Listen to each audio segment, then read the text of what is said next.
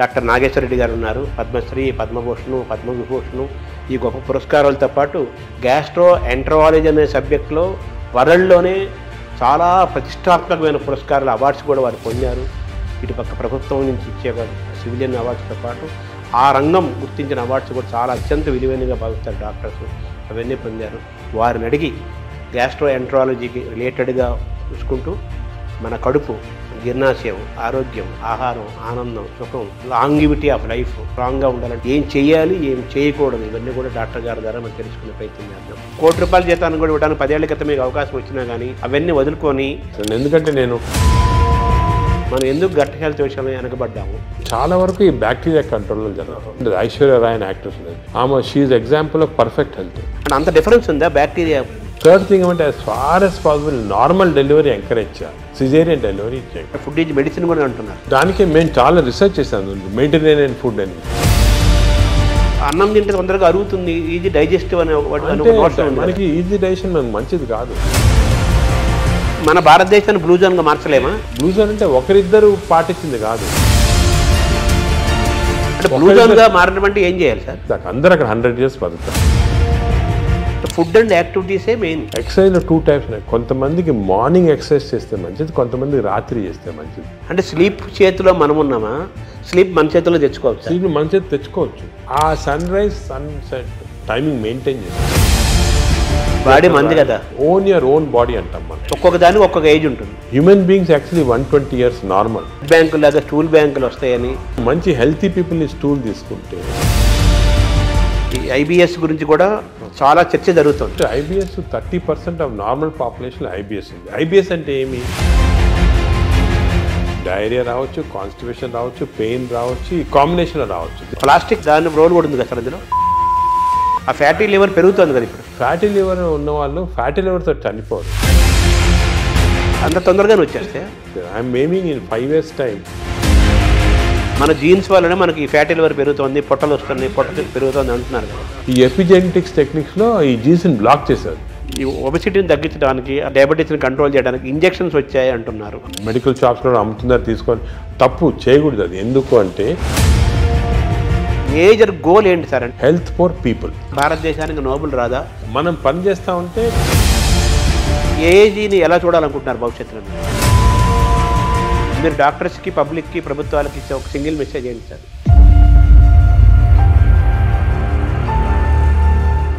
నమస్కారం. నమస్కారం శర్మ గారు. మామూలుగా మీరు ఆ వృత్తికి చాలా గొప్ప విలువని, గౌరవాన్ని తీసుకొచ్చారు. అదే అప్పుచ్చేవాడు వైద్యుడు అని మామూలుగా మనం చిన్నప్పుడు చదువుకునేవాళ్ళం. సో ఆ వైద్యుడికి అంత స్థానం ఉంది. సరే, నెగిటివ్ పక్కన పెట్టేస్తే మీలాంటి వాళ్ళ వల్ల మళ్ళీ డాక్టర్లు ఇంత సర్వీస్ ఓరియంటెడ్గా ఉంటారో, ఇంత పబ్లిక్ ఇంట్రెస్ట్తో ఉంటారో, ఇన్ని రీసెర్చ్ చేస్తారు. ఆ వైద్యానికి, ఆ రంగానికి, అలాగే ఆ రాష్ట్రానికి, ఆ దేశానికి కూడా గొప్ప పేరు తీసుకొస్తారని మీలాంటి వాళ్ళ వల్ల మళ్ళీ ఆ వృత్తి యొక్క గౌరవాన్ని మీలాంటి వాళ్ళు కాపాడుతున్నారు. రీసెంట్గా పద్మవిభూషణ్ కూడా వచ్చింది. సో మీకు ముందుగా తెలుగు వారందరి తరపున మీకు అభినందనలు, పబ్లిక్ తరపున మీకు కృతజ్ఞతలు కూడా తెలియజేయాలి. సార్, ఇప్పుడు బాగా వినపడే మాట, అన్ని డాక్టర్లు, వాడు కార్డియాలజిస్ట్ అయినా, నెఫ్రాలజిస్ట్ అయినా, న్యూరాలజిస్ట్ అయినా లైఫ్ స్టైల్ మాట్లాడుతున్నారు. ఫస్ట్ లైఫ్ స్టైల్ అంటున్నారు, తర్వాత గట్ హెల్త్ అంటున్నారు. గట్ హెల్త్, మైక్రోబయాము, దీని గురించే మాట్లాడుతున్నారు కదా. ఏంటి సార్ ఈ గట్ హెల్త్? ఈ గట్ హెల్త్ మనం కాపాడుకోవాలంటే ఏం చేయాలి? మనం ఎందుకు గట్ హెల్త్ విషయంలో వెనకబడ్డాము? గట్ హెల్త్ అనేది మీరు ఈ మధ్యనే వింటున్నారు అన్నమాట టర్మ్, కానీ మా మెడికల్ టర్మినాలజీలో చాలా రోజులుగా ఉంది గట్ హెల్త్ అనేది. దీనికి ఇంపార్టెన్స్ ఎందుకు వచ్చిందంటే, మామూలుగా సాధారణంగా నాన్ డాక్టర్స్ కానీ, ఈవెన్ డాక్టర్స్ ఏమనుకునే వాళ్ళు హార్ట్ ఇంపార్టెంట్, చాలా హార్ట్ అండ్ కార్డియాలజిస్ట్కి అప్పుడు ప్రతి వాళ్ళు కార్డియాలజిస్ట్ చూపించుకోవటం, హార్ట్ అటాక్ వస్తుంది, స్టెంట్స్ వేసుకోవటం, హార్ట్ సర్జరీ చేసుకోవటం. అదేవిధంగా బ్రెయిన్ ఇంపార్టెంట్, మెదడులో ఏం రాకూడదని దానికి కరెక్ట్గా మందులు తీసుకోవటం, మెదడుకి కొన్ని ఎక్సర్సైజ్ ఉన్నాయి అవి చేయటము. అదేవిధంగా కిడ్నీస్ కూడా చాలా ఇంపార్టెంట్, లివర్ ఇంపార్టెంట్ అని అందరు అనుకునేవాళ్ళు. కానీ ఇప్పుడు మనకి రీసెంట్గా చాలా రీసెర్చ్ జరిగింది. దీంట్లో ఏం తెలిసిందంటే, ఇవి అన్నిటికీ సెంట్రల్ కంట్రోల్ అని ఒకటి ఉంటుంది.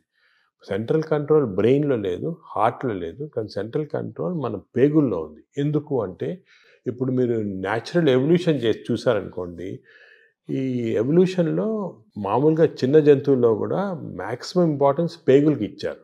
ఎవల్యూషన్ అంటే nature has given that importance. ఎందుకు అంటే, మనం నార్మల్గా ఆహారం తింటాము, ఆహారం నుంచి ఎనర్జీ వస్తుంది. ఈ ఎనర్జీ ప్రతి ఆర్గన్కి డిస్ట్రిబ్యూట్ అవుతుంది. హార్ట్కి ఎనర్జీ అవసరం, బ్రెయిన్కి ఎనర్జీ అవసరం, కిడ్నీ. ఈ ఎనర్జీ అనేది సెంట్రల్ మాట. ఈ ఎనర్జీ ఎందుకు వస్తుంది? మన ఆహారం తిన్న సరిగా డైజెస్ట్ అయితే ఎనర్జీ వస్తుంది. ఈ కాన్సెప్ట్ అనేది ఇప్పుడు మనకి తెలిసిపోయిన తర్వాత అసలు గట్లో ఇంత ఇంపార్టెన్స్ ఎందుకు ఉంది? మనకు గట్ అంటే ఆహార వాహిక, అదేవిధంగా జీర్ణాశయము, అదేవిధంగా చిన్న ప్రేగులు, పెద్ద ప్రేగులు, ఒక సిస్టమ్ ఉంది. ఈ సిస్టమ్ మనం తిన్న ఆహారం లోపలికి వెళ్ళిన తర్వాత ఆహారం అనేది చాలా కాంప్లెక్స్. అంటే దాంట్లో ప్రోటీన్స్ ఉంటాయి, కార్బోహైడ్రేట్స్ ఉంటాయి, ఫ్యాట్స్, అన్నీ చాలా కాంప్లెక్స్, అన్నీ కలిపి ఆహారం తయారవుతుంది. ఈ ఆహారం లోపలికి వెళ్ళిన తర్వాత బాడీ ఏమంటే దీన్ని బ్రేక్ డౌన్ చేస్తుంది. అంటే ప్రోటీన్స్ని అమైనో యాసిడ్స్, అదేవిధంగా ఫ్యాట్స్ని చిన్న ట్రైగ్లిజరైడ్స్ అలాగా, అదేవిధంగా మనం తిన్న కార్బోహైడ్రేట్స్ని గ్లూకోజ్, ఫ్రక్టోజ్, సింపుల్ సబ్స్టెన్సెస్ లాగా, అంటే చాలా ఇంటెలిజెంట్గా మనకున్న ఎంజైమ్స్ బ్రేక్ డౌన్ చేసి ఇవన్నీ కూడా ఆహార లోపలికి మన బ్లడ్ వెజల్స్లోకి అబ్జర్వ్ అయిపోతాయి. అబ్జర్వ్ అయిపోయి న్యూట్రిషన్ అనేది వస్తుంది బాడీ. అంటే ఇట్స్ వెరీ కాంప్లెక్స్ సబ్జెక్ట్.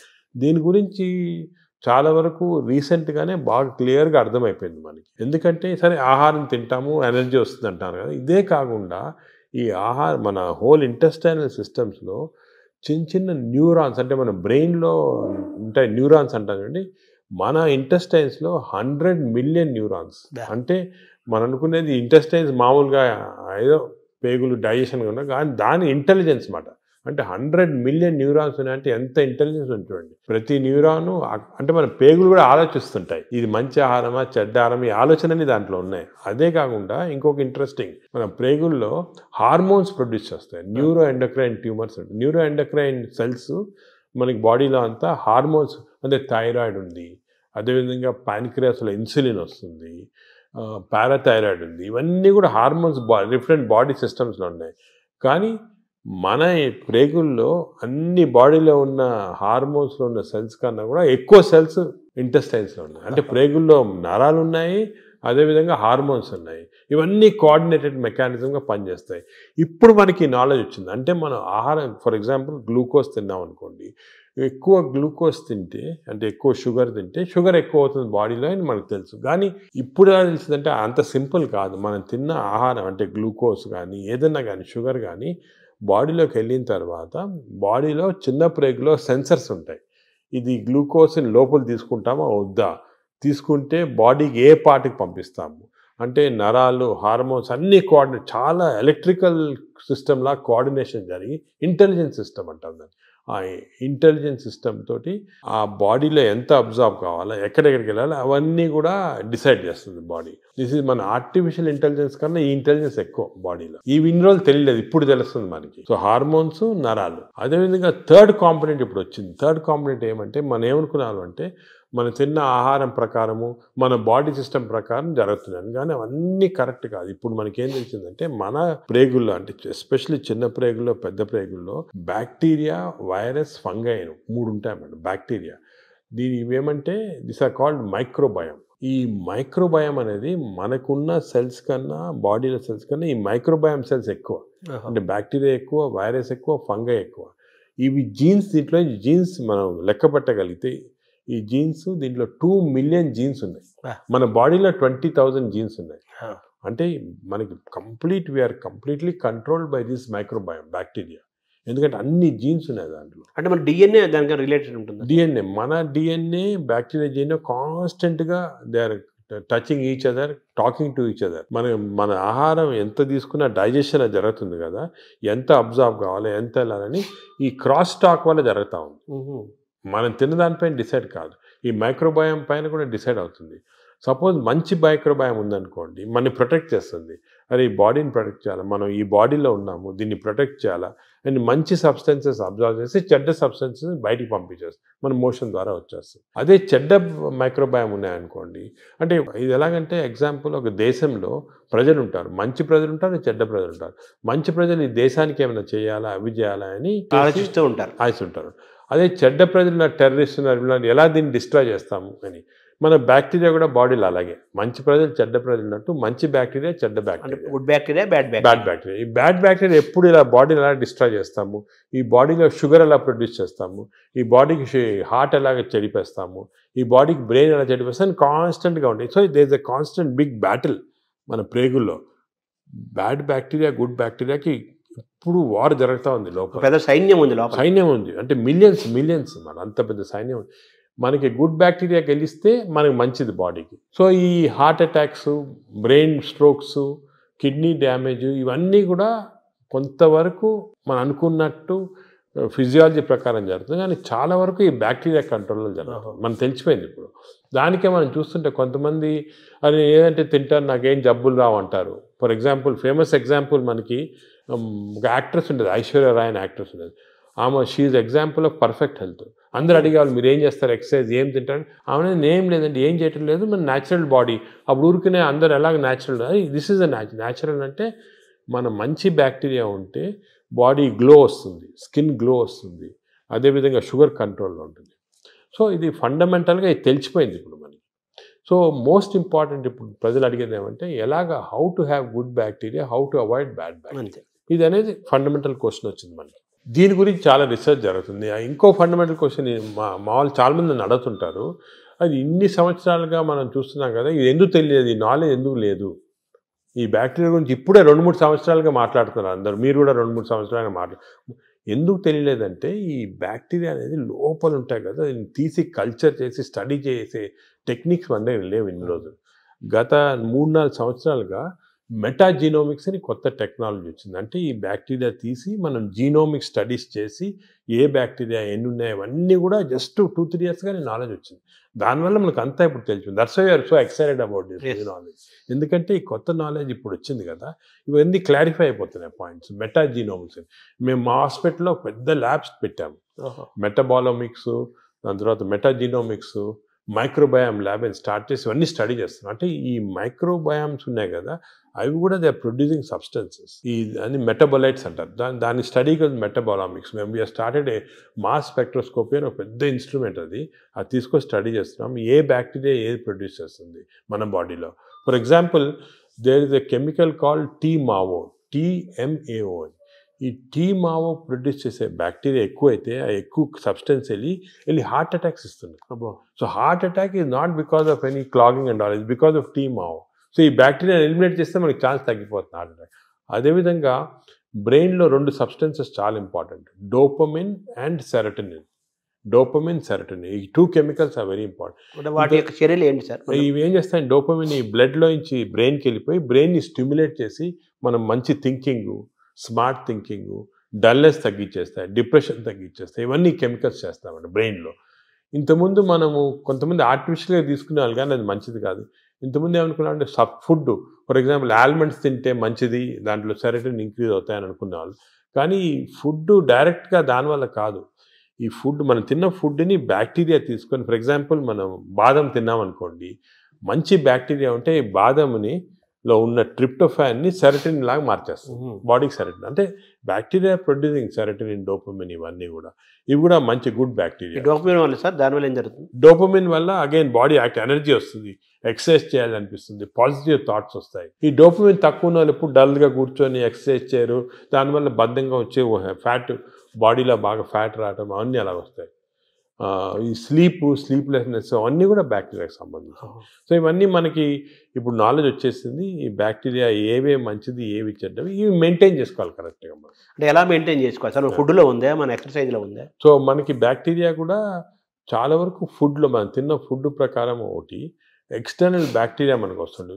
ఇది 3 ఇంపార్టెంట్ రీజన్స్ మనకు తెలియాలి, ప్రజలు కూడా తెలియాలి. ఏమంటే మనకి ఒరిజినల్గా పుట్టుకతోటే బ్యాక్టీరియా వస్తాయి బాడీలో, ఆహారం నుంచి. న్యూ బార్న్ ఆహారం తింది కదా, ఆహారం లేకుండా బ్యాక్టీరియా పుట్టుకతో. ఎలాగంటే మదర్ నుంచి డెలివరీలో వచ్చేస్తుంది బ్యాక్టీరియా. అంటే మన తొలి జీవే బ్యాక్టీరియా అని చెప్పచ్చా? అంటే తొలి జీవి అని కాదు, మనం పుట్టినప్పుడు మన కడుపులో స్టెరైల్గా ఉండవు, బ్యాక్టీరియా ఉంటాయి. ఎందుకు అంటే ఈ ఒకటి మన మదర్ ప్లసెంటా ఉంటుంది కదా, లోపల బర్త్ అవుట్ ప్లసెంటాలో కొంతవరకు బ్యాక్టీరియా వెళ్ళిపోతాయి. అంటే ఆమ్నియాటిక్ ఫ్లూయిడ్ అని ఉంటుంది దాంట్లో బ్యాక్టీరియా. అదేవిధంగా బర్త్ కెనాల్ నుంచి పాస్ అయినప్పుడు బేబీ బ్యాక్టీరియా కొన్ని మింగేస్తాయి మదర్ బేబీ.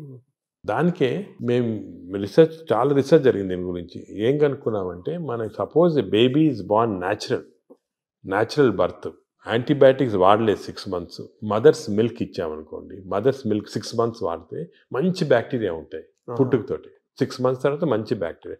అదే కాకుండా ఈ సిజేరియన్ డెలివరీ చేసి బ్రెస్ట్ మిల్క్ ఇవ్వకపోతే యాంటీబయాటిక్స్ ఫస్ట్ 6 monthsలో వాడితే చిల్డ్రన్లో బ్యాక్టీరియా మార్పులు వచ్చేస్తాయి, చెడ్డ బ్యాక్టీరియా ఉంటాయి.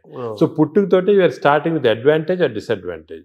అడ్వాంటేజ్ ఆర్ డిసడ్వాంటేజ్ పాపం మా బేబీ డిసైడ్ చేయదు, మదరు, పేరెంట్స్, డాక్టర్ వాళ్ళు డిసైడ్ చేస్తారు. అంటే ప్రెగ్నెన్సీ దశలోనే, ప్రీ ప్రెగ్నెన్సీ దశ నుంచే అవేర్నెస్ ఉండాలంటారా? అంటే ప్రీ అంటే మనకి యాంటీబయాటిక్స్ మదర్ కూడా వాడకూడదు, ఎంత తక్కువ వాడితే అంత మంచిది. బేబీకి 6 months దాకా అసలు యాంటీబయాటిక్ వాడకపోతే మంచిది. ఇంకోటి ఫీడింగ్ కూడా మనం ఎంకరేజ్ చేయాలి. ఊర్లలో చేసేవాళ్ళు ఇంతకుముందు, ఇప్పుడు ఏదో సిటీస్లో అంతా ఫ్యాషన్ అయిపోయింది ఈ డబ్బా పాలియటం అని, అవన్నీ పోవాలి. 6 months దాకా కంపల్సరీ బేబీకి మదర్ మిల్క్ ఇవ్వాలి. మదర్ మిల్క్లో కొన్ని సబ్స్టెన్సెస్ ఉన్నాయి, స్పెషల్ సబ్స్టెన్స్, అంటే నేచర్ ఇచ్చింది. ఈ సబ్స్టెన్సెస్ వల్ల మంచి బ్యాక్టీరియా గ్రోత్ వచ్చేస్తుంది బాడీలో. బ్రెస్ట్ మిల్క్ ఇది best, breast milk is best milk and breast milk is best for bacteria, correct bacteria.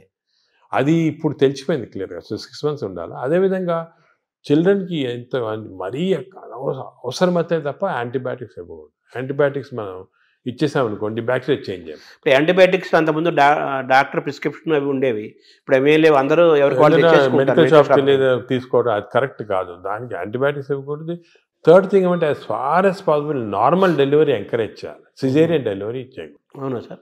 అంటే అంత డిఫరెన్స్ ఉందా? బ్యాక్టీరియా డిఫరెన్స్ ఉందా? సిజేరియన్ ఇప్పుడు అసలు హాంకాంగ్లో ఒక మంచి ఇచ్చేసారు. ఇప్పుడు ఏం చేస్తారంటే అక్కడ సిజేరియన్ డెలివరీస్ ఎక్కువ అవుతున్నాయని మదర్కి ఆ సిజేరియన్ డెలివరీ టైంలో స్టూల్ ఉంటుంది, అది తీసి పక్కకు ఫ్రిడ్జ్లో పెట్టి బేబీ డెలివరీ సిజేరియన్ అయినా కూడా బేబీ డెలివరీ అయిన తర్వాత ఆ స్టూల్ ఫీడ్ చేస్తున్నారు బేబీకి. అవును. సో అట్లీస్ట్ కొంతవరకు నార్మల్ బ్యాక్టీరియా రావడానికి అంత ఇంపార్టెన్స్ ఉంది. సో ఇప్పుడున్న వాతావరణంలో మీరు చెప్పినట్టుగా అంటే మనిషి పుట్టినప్పుడు నుంచే, పుట్టబోయే ముందు దశ నుంచే వెళ్ళిపోయేంత వరకు బ్యాక్టీరియా మేనేజ్మెంట్. అప్పుడే ఎందుకు చెప్తున్నా ఇంపార్టెంట్, అందరూ ఏమంటారు తర్వాత చూసుకుంటాం మనం పెద్ద, అది కాదు, పుట్టినప్పటి నుంచి స్టార్ట్ అవుతుంది బ్యాక్టీరియా మేనేజ్. పుట్టినప్పుడే ఈ 3 precautions follow: normal delivery, breast feeding, అదేవిధంగా నో యాంటీబయాటిక్స్ చిల్డ్రన్లో 6 months దాకా. చాలా స్ట్రిక్ట్గా ఫాలో అయ్యామనుకోండి, వీ స్టార్ట్ విత్ అడ్వాంటేజ్. ఇప్పుడు మనం ఆల్రెడీ దాటేసాం, ఇప్పుడు న్యూ బేబీస్ ఓకే. ఇప్పుడు దాటిన తర్వాత కొన్ని మార్పులు, అప్పుడు నెక్స్ట్ ఏమంటే నెక్స్ట్ ఎలాగా డెవలప్ చేయాలని ఫస్ట్ ఫుడ్ చిల్డ్రన్ నుంచి స్టార్ట్ అవుతుంది. చిల్డ్రన్ నుంచి కొన్ని టైప్ ఆఫ్, ఇప్పుడు ఫైబర్ ఎక్కువ ఉన్న ఫుడ్, దాని తర్వాత ఎక్కువ న్యాచురల్ ఫుడ్స్, అంటే మన ఆర్గానిక్ ఫుడ్, అటువంటి న్యాచురల్ ఫుడ్స్, ఎక్కువ వెజిటబుల్స్, ఇటువంటివన్నీ మంచివి. కానీ అన్ఫార్చునేట్లీ ఒక రాంగ్ థింగ్ ఏమవుతుందంటే ఫాస్ట్ ఫుడ్. చిల్డ్రన్ స్కూల్కి వెళ్ళగానే పక్కనే ఫాస్ట్ ఫుడ్ షాప్ ఉంటుంది, ఫాస్ట్ ఫుడ్స్, ఈ బర్గర్స్, చిప్స్, ఇటువంటివన్నీ, నూడిల్స్, ఇవన్నీ కూడా బ్యాడ్ బ్యాక్టీరియా కారణం. అసలు మనం నెక్స్ట్ స్టెప్ చిల్డ్రన్లో ఏం చేయాలంటే హెల్తీ ఫుడ్ హ్యాబిట్స్ చాలా స్ట్రాంగ్గా పెట్టాలి. ఇంకోటి వర్స్ట్ ఏమంటే ఈ సోడా డ్రింక్స్, ఫ్రక్టోస్ ఉంటుందండి, ఈ కార్న్ సిరప్ ఉంటుంది, ఈ సోడాస్లో చాలా రాంగ్ బ్యాక్టీరియా వచ్చేస్తాయి. కూల్ డ్రింక్స్ అస్సలు తీసుకోకూడదు. Cool drinks, even fruit juice కూడా ఐ డోంట్ అడ్వైస్. ఫ్రూట్స్ మంచిది, ఎందుకంటే ఫైబర్ ఉంటుంది. ఫ్రూట్ జ్యూస్లో ఏముంటుంది, ఒట్టి ఫ్రక్టోస్ ఉంటుంది. ఫ్రక్టోస్ అనే సబ్స్టెన్స్ గ్లూకోజ్ కన్నా కూడా డేంజరస్. అసలు దానికే కూల్ డ్రింక్స్, ఫ్రూట్ జ్యూసెస్ తాగకూడదు. అందరు మిస్టేక్ అంటే కూల్ డ్రింక్స్ తాగడం లేదు, ఫ్రూట్ జ్యూస్ తాగుతున్నాడు. ఫ్రూట్ జ్యూస్ తాగకపోతే ఫ్రూట్ తినొచ్చు కదా. అవును, ఫ్రూట్లో ఫైబర్ ఉంటుంది, న్యాచురల్ అది. మీకు ఫ్రూట్ జ్యూస్లో ఫ్రక్టోస్ వచ్చి బాడీకి మంచిది కాదు ఫ్రక్టోస్. సో అది we should avoid completely. So children next step, baby నుంచి చిల్డ్రన్లో ఏమంటే we should advise them healthy foods. ఈ మిడ్ డే మీల్స్ కూడా స్కూల్లో పెడతారు, అవి కూడా ఒకటేమంటే ఈ ఫాస్ట్ ఫుడ్స్ అవాయిడ్ చేయాలి. Second, hygiene important. ఇప్పుడు ఏమంటే ఈ మిడ్ డే మీల్స్ కుకింగ్లో మనం చూస్తుంటాం, చాలా బ్యాడ్ హైజీన్ వల్ల బ్యాడ్ బ్యాక్టీరియా వస్తుంది, అది కూడా కొంచెం కంట్రోల్ చేయాలి.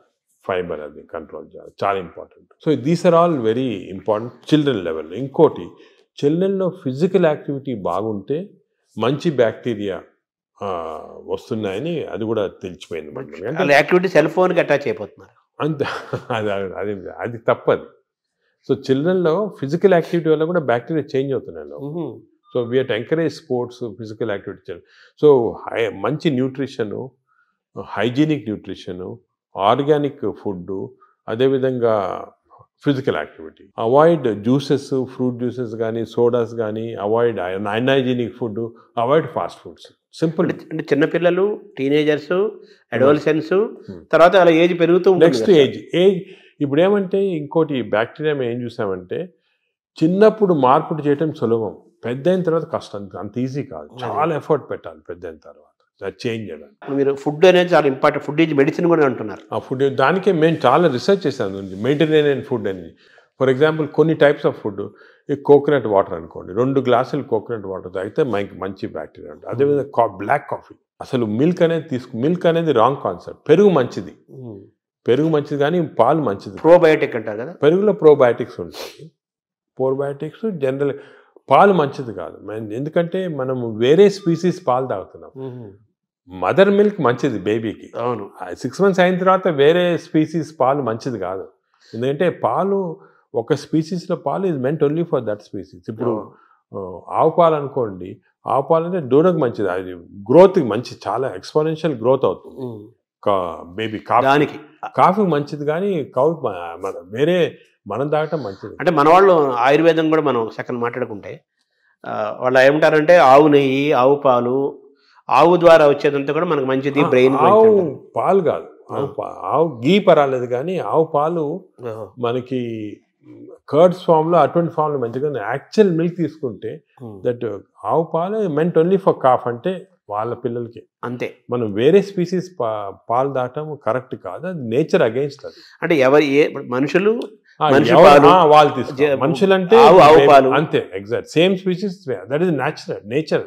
మన నేచర్ కి వ్యతిరేకంగా వెళ్తుంది. ఆవు నెయ్యి మంచిది అంటారు కదా, బ్రెయిన్ మంచిదని కాదు, అంటే కొంతవరకు ఇంతకుముందు నెయ్యి తీసుకోవడం మంచిది కాదు అంటే ఇప్పుడు కొంతవరకు లిమిటెడ్ క్వాంటిటీస్ లో పర్వాలేదు నేను వచ్చింది, అంతేగాని మంచిదని కాదు, ఎక్కువ తీసుకోవడం మంచిది అలా కాదు. ఇందులో ఈ జర్నీలో అవాయిడ్ వైట్స్ అనేది ఒక పెద్ద ప్రచారం జరుగుతుంది కదా సార్, అది avoid ఏదంటారు?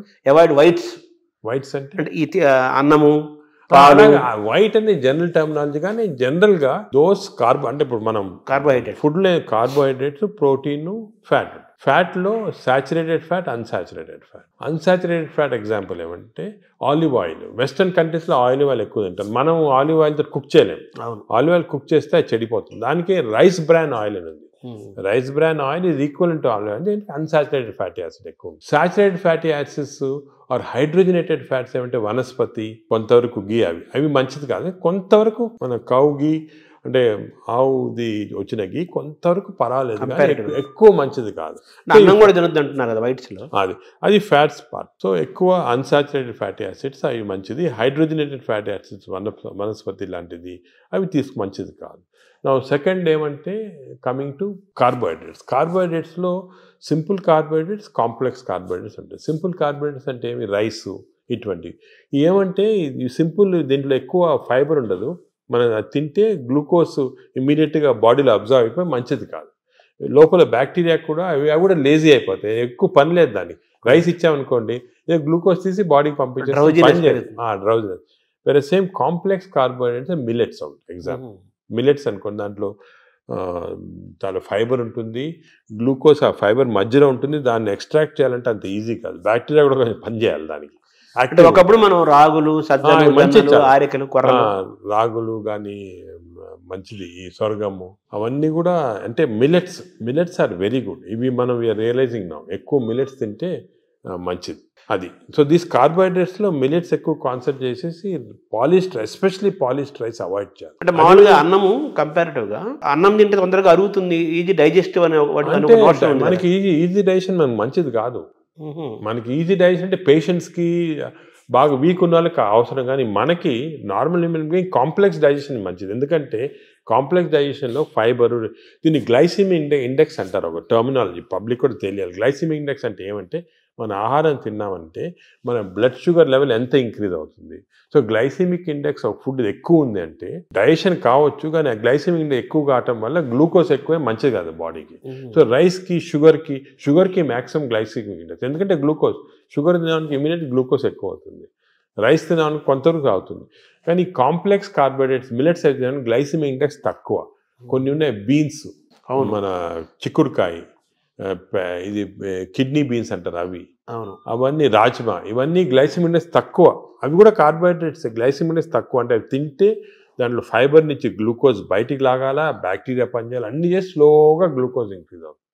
So that is not అది మంచిది. Protein లో గురించి గ్లైసెమిక్ ఎక్కువ ఇండెక్స్ అంటే మాట్లాడుతున్నారు. మంచిది. సో ఇది కార్బోహైడ్రేట్స్. కార్బోహైడ్రేట్స్. సో అరుగుదల రైస్ తింటే మంచిది అరగటం అనేది మంచిది కాదు, తొందరగా అరగకూడదు, డిలే కాదు. Third aspect protein. ప్రోటీన్లో మనకి animal protein, vegetable protein. Vegetable protein అంటే ఈ స్ప్రౌట్స్, దాల్స్, ఇవన్నీ వెజిటబుల్ ప్రోటీన్. యానిమల్ ప్రోటీన్లో కొన్ని మంచి ఉంది, చెడు ఉంది. Animal protein high quality protein. For example eggs అనుకోండి, మంచిది యానిమల్ ప్రోటీన్.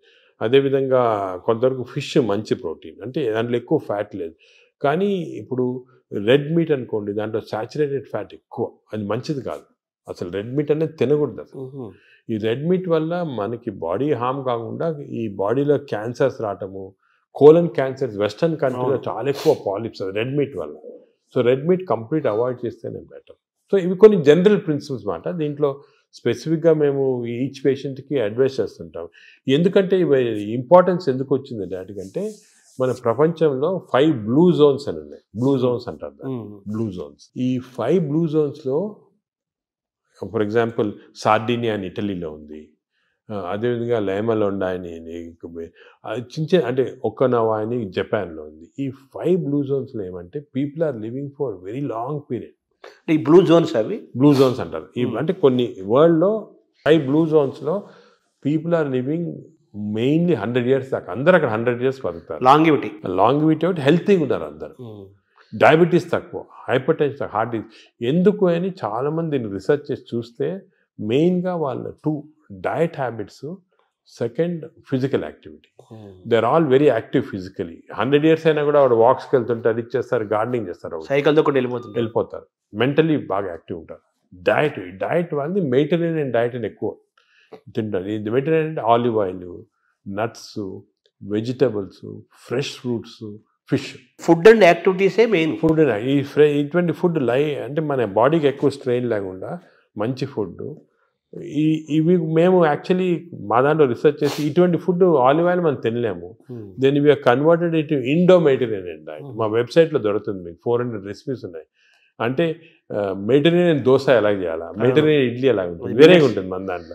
మన ఇడ్లీ అనుకోండి రిఫైన్డ్ కార్బోహైడ్రేట్, అది తింటే గ్లూకోజ్ తక్కువ ఇంక్రీజ్, మంచిదిగా.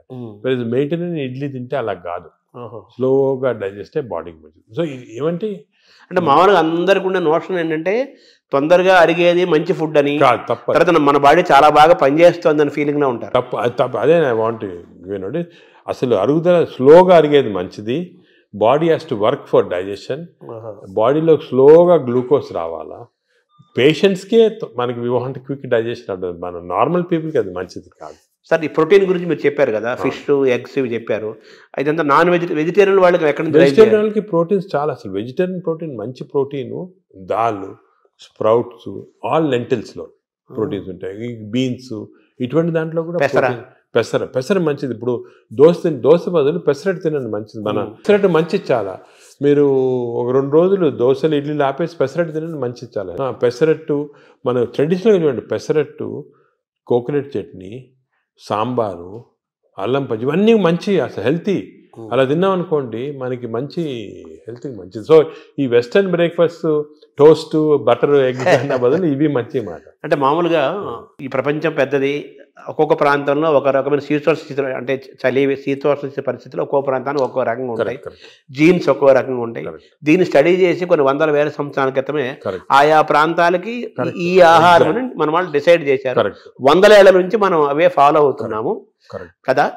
ఇప్పుడు ఇది మారడం లేదు. నేను అనేది ఏమంటే, మనం ఏ ప్రాంతంలో ఉన్నామంటే ఆ ప్రాంతము భోజనం, ఫుడ్స్ అడాప్ట్ చేయడం మంచిది. అవును, మీరు చెప్పాను కదా, ఫర్ ఎగ్జాంపుల్ పెసరట్టు మన దాంట్లో, అలాగా చాలా చిక్కుడుకాయతో చేస్తారు, లాల్తో చేస్తారు, సాంబారు, ఇటువంటివన్నీ హెల్తీ ఫుడ్స్.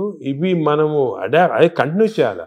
బట్ ఏమంటే కొత్తగా వెస్టర్నైజ్ ఫుడ్స్, ఇప్పుడు ఇడ్లీ కూడా మనకి వేరే టైప్స్లో చేయొచ్చు. పురాణాలు వేరే, మామూలుగా ప్యూర్ ఇడ్లీ వచ్చింది అనుకోండి, కంప్లీట్ డైజెస్టెడ్, అవన్నీ మోడర్న్. ఇది అది ఆవిరికూడం అనేవాళ్ళు, ఆవిరికూడం అనేవాళ్ళము. అలాగే ఇప్పుడు మనము ఆపం తీసుకోండి, ఆపం కూడా బాగా స్టీమ్డ్, అది మంచి ఇది. అది కేరళ వాళ్ళు ఎక్కువ తింటారు, అది తింటారు మన దగ్గర కూడా. సో ఇటువంటివన్నీ ఒరిజినల్ డైట్స్ అని మనం ఫాలో అయ్యి, ఈ కొత్త అడిషన్స్ వచ్చాయి చూడండి, అవి మంచిది కాదు. మన ఏ రీజన్లో ఉంటే ఆ ఆహారం తింటాం. కేరళ అనుకోండి, ఆ కేరళ వాళ్ళు తిన్న ఆహారం అది మంచిది లోకల్గా. వాళ్ళకి ఎక్కడ గ్రో అయిన ఆహారం తింటే అది చాలా మంచిది. మన ఈ వెస్టర్నైజ్ డైట్స్ వచ్చి చాలా ఇచ్చేస్తుంది. ఈ వెస్టర్నైజ్ డైట్స్ కూడా మన డైట్స్కి అడాప్ట్ చేసుకోవాలి.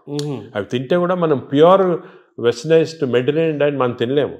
మన దానికి అడాప్ట్ చేసుకొని తింటే మనకి మంచిది. మన దోశలు వాళ్ళు తింటున్నారు, వాళ్ళ బర్గర్లు పిజ్జాలు మనం తింటున్నాం. మన అదే మిస్టేక్. ఇప్పుడు మామూలుగా నేను విన్నాను, ఎవరో చెప్పగా విన్నాను, ఈ బ్యాక్టీరియా మైక్రోబయోమ్ ఇంపార్టెంట్ అని చెప్పారు కదా మీరు. ఈ క్రమంలో అసలు మన బ్యాక్టీరియా ఆల్మోస్ట్ మనం కోల్పోయి యూరోపియన్ బ్యాక్టీరియా వచ్చేసింది అంటున్నారు మనలోకి.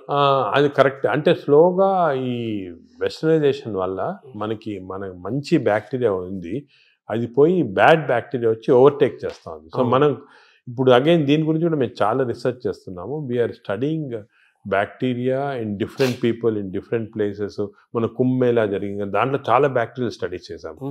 అలాగే వీఆర్ డన్ మంచి రిజల్ట్స్ పబ్లిష్ చేస్తున్నాం. ఇప్పుడు నేను ప్రకారం మన బ్యాక్టీరియా, మన న్యాచురల్ బ్యాక్టీరియా, మన దేశంలో ఉన్న బ్యాక్టీరియా, మన ప్రాంతాల్లో ఉన్న మంచి బ్యాక్టీరియా అవి ప్రిజర్వ్ చేసుకోవాలి. అవి చేయడానికి కొన్ని టెక్నిక్స్, కొన్ని మెథడ్స్ అవి ఉన్నాయి. అవి మేము ఇప్పుడు ఇంకోటి ఏం చేస్తున్నామంటే రీసెర్చ్, ఈ ఎక్స్టెన్సివ్ బ్యాక్టీరియా రీసెర్చ్ చేసిన తర్వాత ఏవి మంచి బ్యాక్టీరియా, ఏ చెడ్డి బ్యాక్టీరియా అని కనుక్కున్న తర్వాత ఈ బ్యాక్టీరియా అనేది మన స్టూల్స్లో ఉంటాయి, కష్టం వేయటం థెరపీలు ఏమి. So we're desiccating it and producing what is called crapsules. అంటే ట్యాబ్లెట్స్, మన ఈ మామూలుగా యాంటీబయాటిక్స్ ఇటువంటి ట్యాబ్లెట్స్ బదులు ఈ డెసికేటెడ్ స్టూల్ క్యాప్సూల్సే ట్యాబ్లెట్స్ లాగా ఇస్తున్నాం. భవిష్యత్తు ఉంది అదే అంటున్నారు, ఫ్యూచర్ అదే దానికి. తర్వాత సార్ మార్నింగ్ మన తెలుగు వాళ్ళం కాబట్టి మన ప్రాంతం మాట్లాడుకున్నాం. ఇప్పుడు మీ టాపిక్ అంతా లోకల్గా ఏ ఆహారం అవైలబుల్గా ఉందో 100 ఏళ్ల నుంచి అది తినండి. లోకల్గా మనం ఎలా ఉన్నామో దాన్ని ఫాలో. సేమ్ ఫిజికల్ యాక్టివిటీ చూసుకోండి, same activity you don't have to. కానీ ఇప్పుడు ఆ ఆఫీస్లో కూర్చోవడం టైం లేకుండా వేరే అడ్వకేటింగ్, సరే ఎక్సర్సైజ్ 1 hour చేయాలా, ఎక్సర్సైజ్ చేయాలా. ఈ ఎక్సర్సైజ్ కూడా ఇంపార్టెన్స్ ఏమంటే అందరు నేను 1 hour చేస్తున్నా సార్ టైర్డ్ అయిపోతున్నామని అంటుంటారు. ఎక్సర్సైజ్లో 2 types ఉన్నాయి. కొంతమందికి మార్నింగ్ ఎక్సర్సైజ్ చేస్తే మంచిది, కొంతమందికి రాత్రి చేస్తే మంచిది. ఇప్పుడు నేను ఫర్ ఎగ్జాంపుల్ నేను నైట్ చేస్తేనే నాకు ఫ్రెష్గా ఉంటుంది. మార్నింగ్ అది ఎలాగంటే బాడీలో లాక్టేట్స్ అని ఉంటాయి. లాక్టేట్ మెజర్మెంట్ చేసి మనం కనుక్కోవచ్చు. లాక్టేట్స్ ఎక్కువ అయిపోయాయి అనుకోండి, అప్పుడు నైట్ చేస్తే బెటర్. అది మరి ఎక్కువ సంకేతం తెలుస్తుందా? తెలిసిపోతుంది కదా మనకి. ఇప్పుడు బాడీలో ఎక్సర్సైజ్ చేస్తే, అది సింపుల్గా చెప్పాలంటే సపోజ్ ఎక్సర్సైజ్ చేసామనుకోండి, ఎక్సర్సైజ్ చేసిన తర్వాత మార్నింగ్ ఎక్సర్సైజ్ చేసిన తర్వాత ఫ్రెష్గా ఉండదు, చాలా టైర్డ్ అయిపోయాం అనుకోండి, that means your exercise should be done in the evening. చేసిన తర్వాత ఫ్రెష్గా ఉన్నాం అనుకోండి, you should do in the morning. But సింపుల్గా అది కెమికల్గా కూడా మనం టెస్ట్ చేయొచ్చు. బాడీలో లాక్టేట్స్ తీసుకొని, ఎప్పుడు లాక్టేట్ లెవెల్ చాలా ఎక్కువ అయిపోయింది, ఫర్ ఎగ్జాంపుల్ నాకు పర్సనల్గా చెప్తున్నా కదా, నేను ఐ ఎక్సర్సైజ్ ఎవ్రీడే 1.5 hours చేస్తాను విగరస్ ఎక్సర్సైజ్. కానీ ఆ ఎక్సర్సైజ్ మార్నింగ్ చేశాను అనుకోండి, I feel dull whole day. అదే నైట్ చేశాను అనుకోండి, బాగా ఫ్రెష్ ఉంటుంది నాకు. అది నేను నా లాక్టేట్ మెజర్మెంట్ చేసి చూసుకున్నాను. అంటే మీరంటే డాక్టర్ కాబట్టి సైంటిఫిక్ గా ఎవరికైనా తెలుసుకుంటారు. మామూలు మీరు కూడా ఏం లేదు, ఇప్పుడు ఎక్సర్సైజ్ చేసి మీ బ్లడ్ శాంపుల్ లాక్టేట్ లెవెల్ పంపించారు అనుకోండి, లాక్టేట్ లెవెల్ మరీ ఎక్కువ ఉంటే మీరు నైట్ చేసుకుంటారు బెటర్. అంటే మన బాడీ సంకేతం ఇస్తుంది కదా, మైండ్లో కూడా తెలిసిపోతుంది మనకి ఏది ఎక్సర్సైజ్. మీకు కూడా మార్నింగ్ వాక్ చేశారనుకోండి. కానీ ఇంకోటి ఏమంటే ఎక్సర్సైజ్లో ఏదో లీజర్లీ ఫ్రెండ్స్ మాట్లాడుకుంటా, కాఫీ తాక్కుంటా, ఏదో స్మోక్ చేసుకుంటా వాకింగ్, అది విగ్రెస్గా మినిమం పర్ అవర్ 6 kilometers నడవాలి. Minimum 6 is minimum. అంటే ఐడియల్ 5 kilometers అంటారు కాదు, 6. అదే సెకండ్. అదేవిధంగా ఈ ఎక్సర్సైజే కాకుండా మజిల్స్ చాలా ఇంపార్టెంట్. మనకి ఏం తెలిసిందంటే మన మెటబాలిజము బాడీ నుంచి మజిల్స్ తెప్పిస్తే మంచిది బాడీకి. సో చిన్న చిన్న మజిల్ ఎక్సర్సైజెస్, హ్యాండ్ ఎక్సర్సైజెస్, ఈ కోర్ ఎక్సర్సైజ్ అంటాం, అంటే బాడీలో ఉన్న అబ్డామిన్ మజిల్స్ కోర్, ఈ కోర్ ఎక్సర్సైజ్ ఇవన్నీ చేసి మన బాడీలో muscle strength plus aerobics. Aerobic strength అంటే అలాగా వీ కెన్ డూ ఈ వాకింగ్, సైక్లింగ్, స్విమ్మింగ్, ఇవన్నీ ఏరోబిక్ ఎక్సర్సైజ్. ఈ 2 ఈక్వల్ కాంపనెంట్ చేయాలి. మామూలు చాలామంది ఉట్టి వాక్ చేసి వదిలేస్తారు, అది లీజర్లీ వాక్. రోజు పొద్దున ఒక 2-3 kilometers ఫ్రెండ్స్ వచ్చి బాగా బ్రేక్ఫాస్ట్ తిని హ్యాపీ ఫీల్ అయితే కరెక్ట్ కాదు, తెలియదు అది. అదొకటి.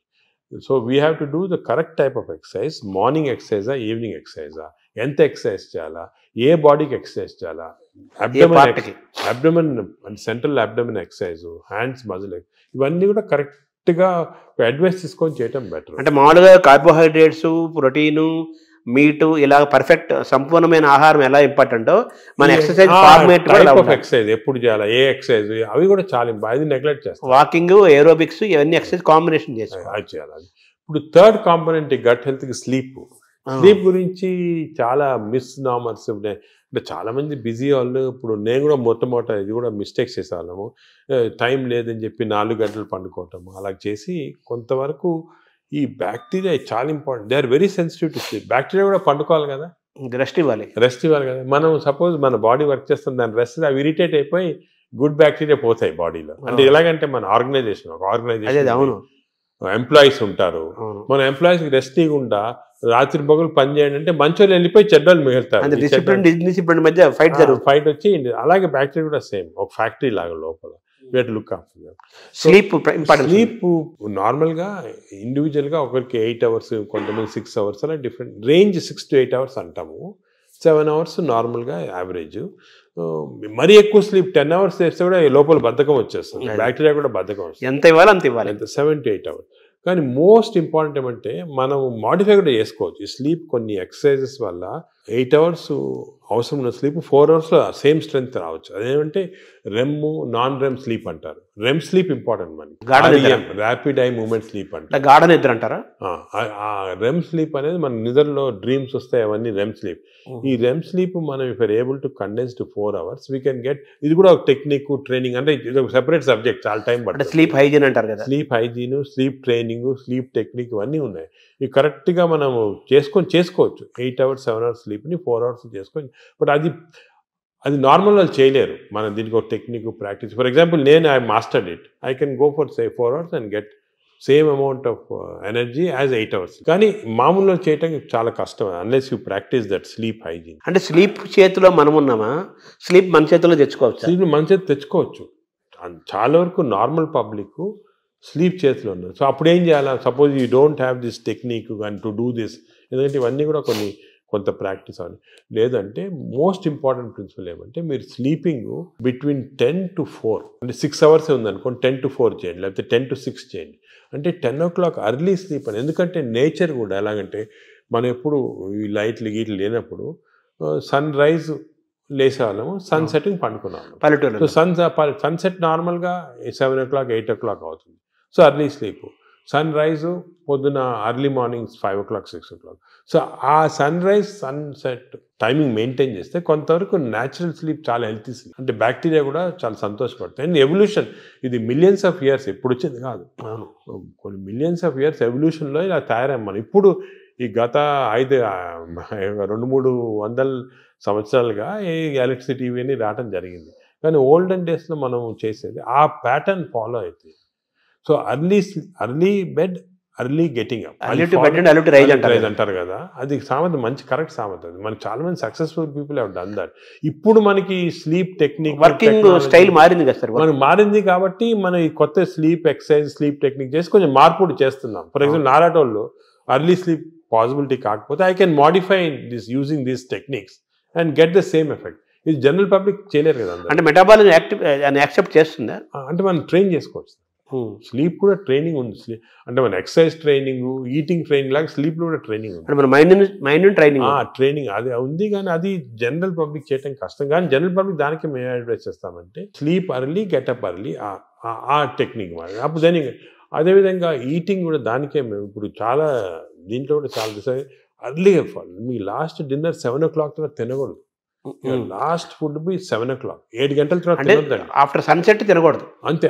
సన్సెట్ అంటే 7 మనం టైం పెట్టుకుంటే కొంచెం సన్సెట్ లేట్ కావచ్చు. అది ఇంకోటి ఏమంటే మన ఇండియాలో టైం జోన్స్ చాలా వేరీ ఉంటాయి.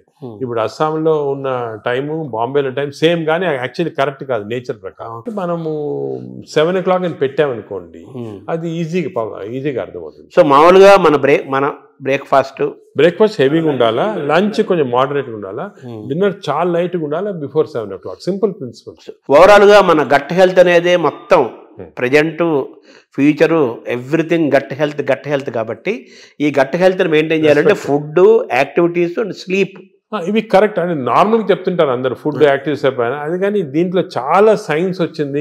మనం డిస్కస్ చేసాం కదా, దీనిలో చాలా నాలెడ్జ్ వచ్చింది, చాలా ఉంది. మనం ఒకప్పుడు ఈ sleep pattern, sleep hygiene, sleep ఎలా కంట్రోల్ అవన్నీ తర్వాత ఒక డిస్కషన్ పెట్టుకుంటాము. కానీ ఈచ్ ఏరియాలో ఫుడ్లో ఇంత నాలెడ్జ్ ఉంది, ఎక్సర్సైజ్లో ఈ టైప్ ఆఫ్ ఎక్సర్సైజ్ అందరికి తెలియదు. అందరంటే నిన్ను చాలా మంది పేషెంట్స్ని చేస్తున్నారు ఎక్సర్సైజ్. మా పొద్దున్న పూట మేము ఫ్రెండ్స్ అందరం వాకింగ్ చేస్తాం సార్, 2-3 కిలోమీటర్లు కబుర్లు చెప్పుకొని, సెల్ ఫోన్ మాట్లాడుకుంటాం.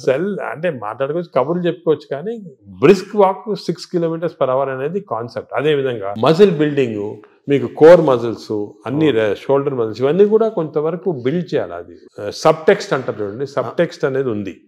ఓవరాల్గా హెడ్డింగ్ అనేది సబ్ టెక్స్ట్. అది సో పీపుల్ కొంచెము వాళ్ళు అవేర్నెస్ తెచ్చుకొని దీని గురించి ఇంట్రెస్ట్ తీసుకొని దీనికి ఒక మంచి ఓన్ యువర్ ఓన్ బాడీ అంటాం మనం. మా రీసెంట్గా మన డాక్టర్ మంచి డాక్టర్ సరీన్ గారని ఢిల్లీలో బుక్ రాశారు, ఓన్ యువర్ ఓన్ బాడీ. అంటే మన బాడీకి వీఆర్ రెస్పాన్సిబుల్, అంతే కదా. వేరే మీ డాక్టర్ బాగా చేస్తారు, లేకపోతే మా హెల్త్ బాడీ మంది కదా, అవన్నీ కరెక్ట్ కాదు. మన బాడీ మనం ఓన్ చేయాలి. ఇప్పుడు మనకి ప్రెషియస్ వస్తువు ఉందనుకోండి ఇంట్లోనే, మనం ఎంత జాగ్రత్తగా చూసుకుంటాం దాన్ని, మనం బాడీని అంత జాగ్రత్త చూసుకోవటం లేదు. అది ఇన్నర్ ఇంజనీరింగ్ అంటారు కదా, మనలోకి మనం లోపలికి చూసుకుంటూ మనల్ని గమనించుకుంటూ మన శరీరాన్ని మనం ఓన్ చేసుకుంటూ మన హెల్త్ ని మనం డ్రైవ్ చేసి సింపుల్ ప్రిన్సిపల్స్ ఫాలో అయితే అంతే చాలా వరకు మనం బాడీ మనం లైఫ్ స్పాన్ పెంచుకోవచ్చు హెల్తీగా. అంటే ఇంకోటి, ఇప్పుడు it is not question of life span, ఆ వర్డ్ తీస్తాం మన డిక్షనరీ.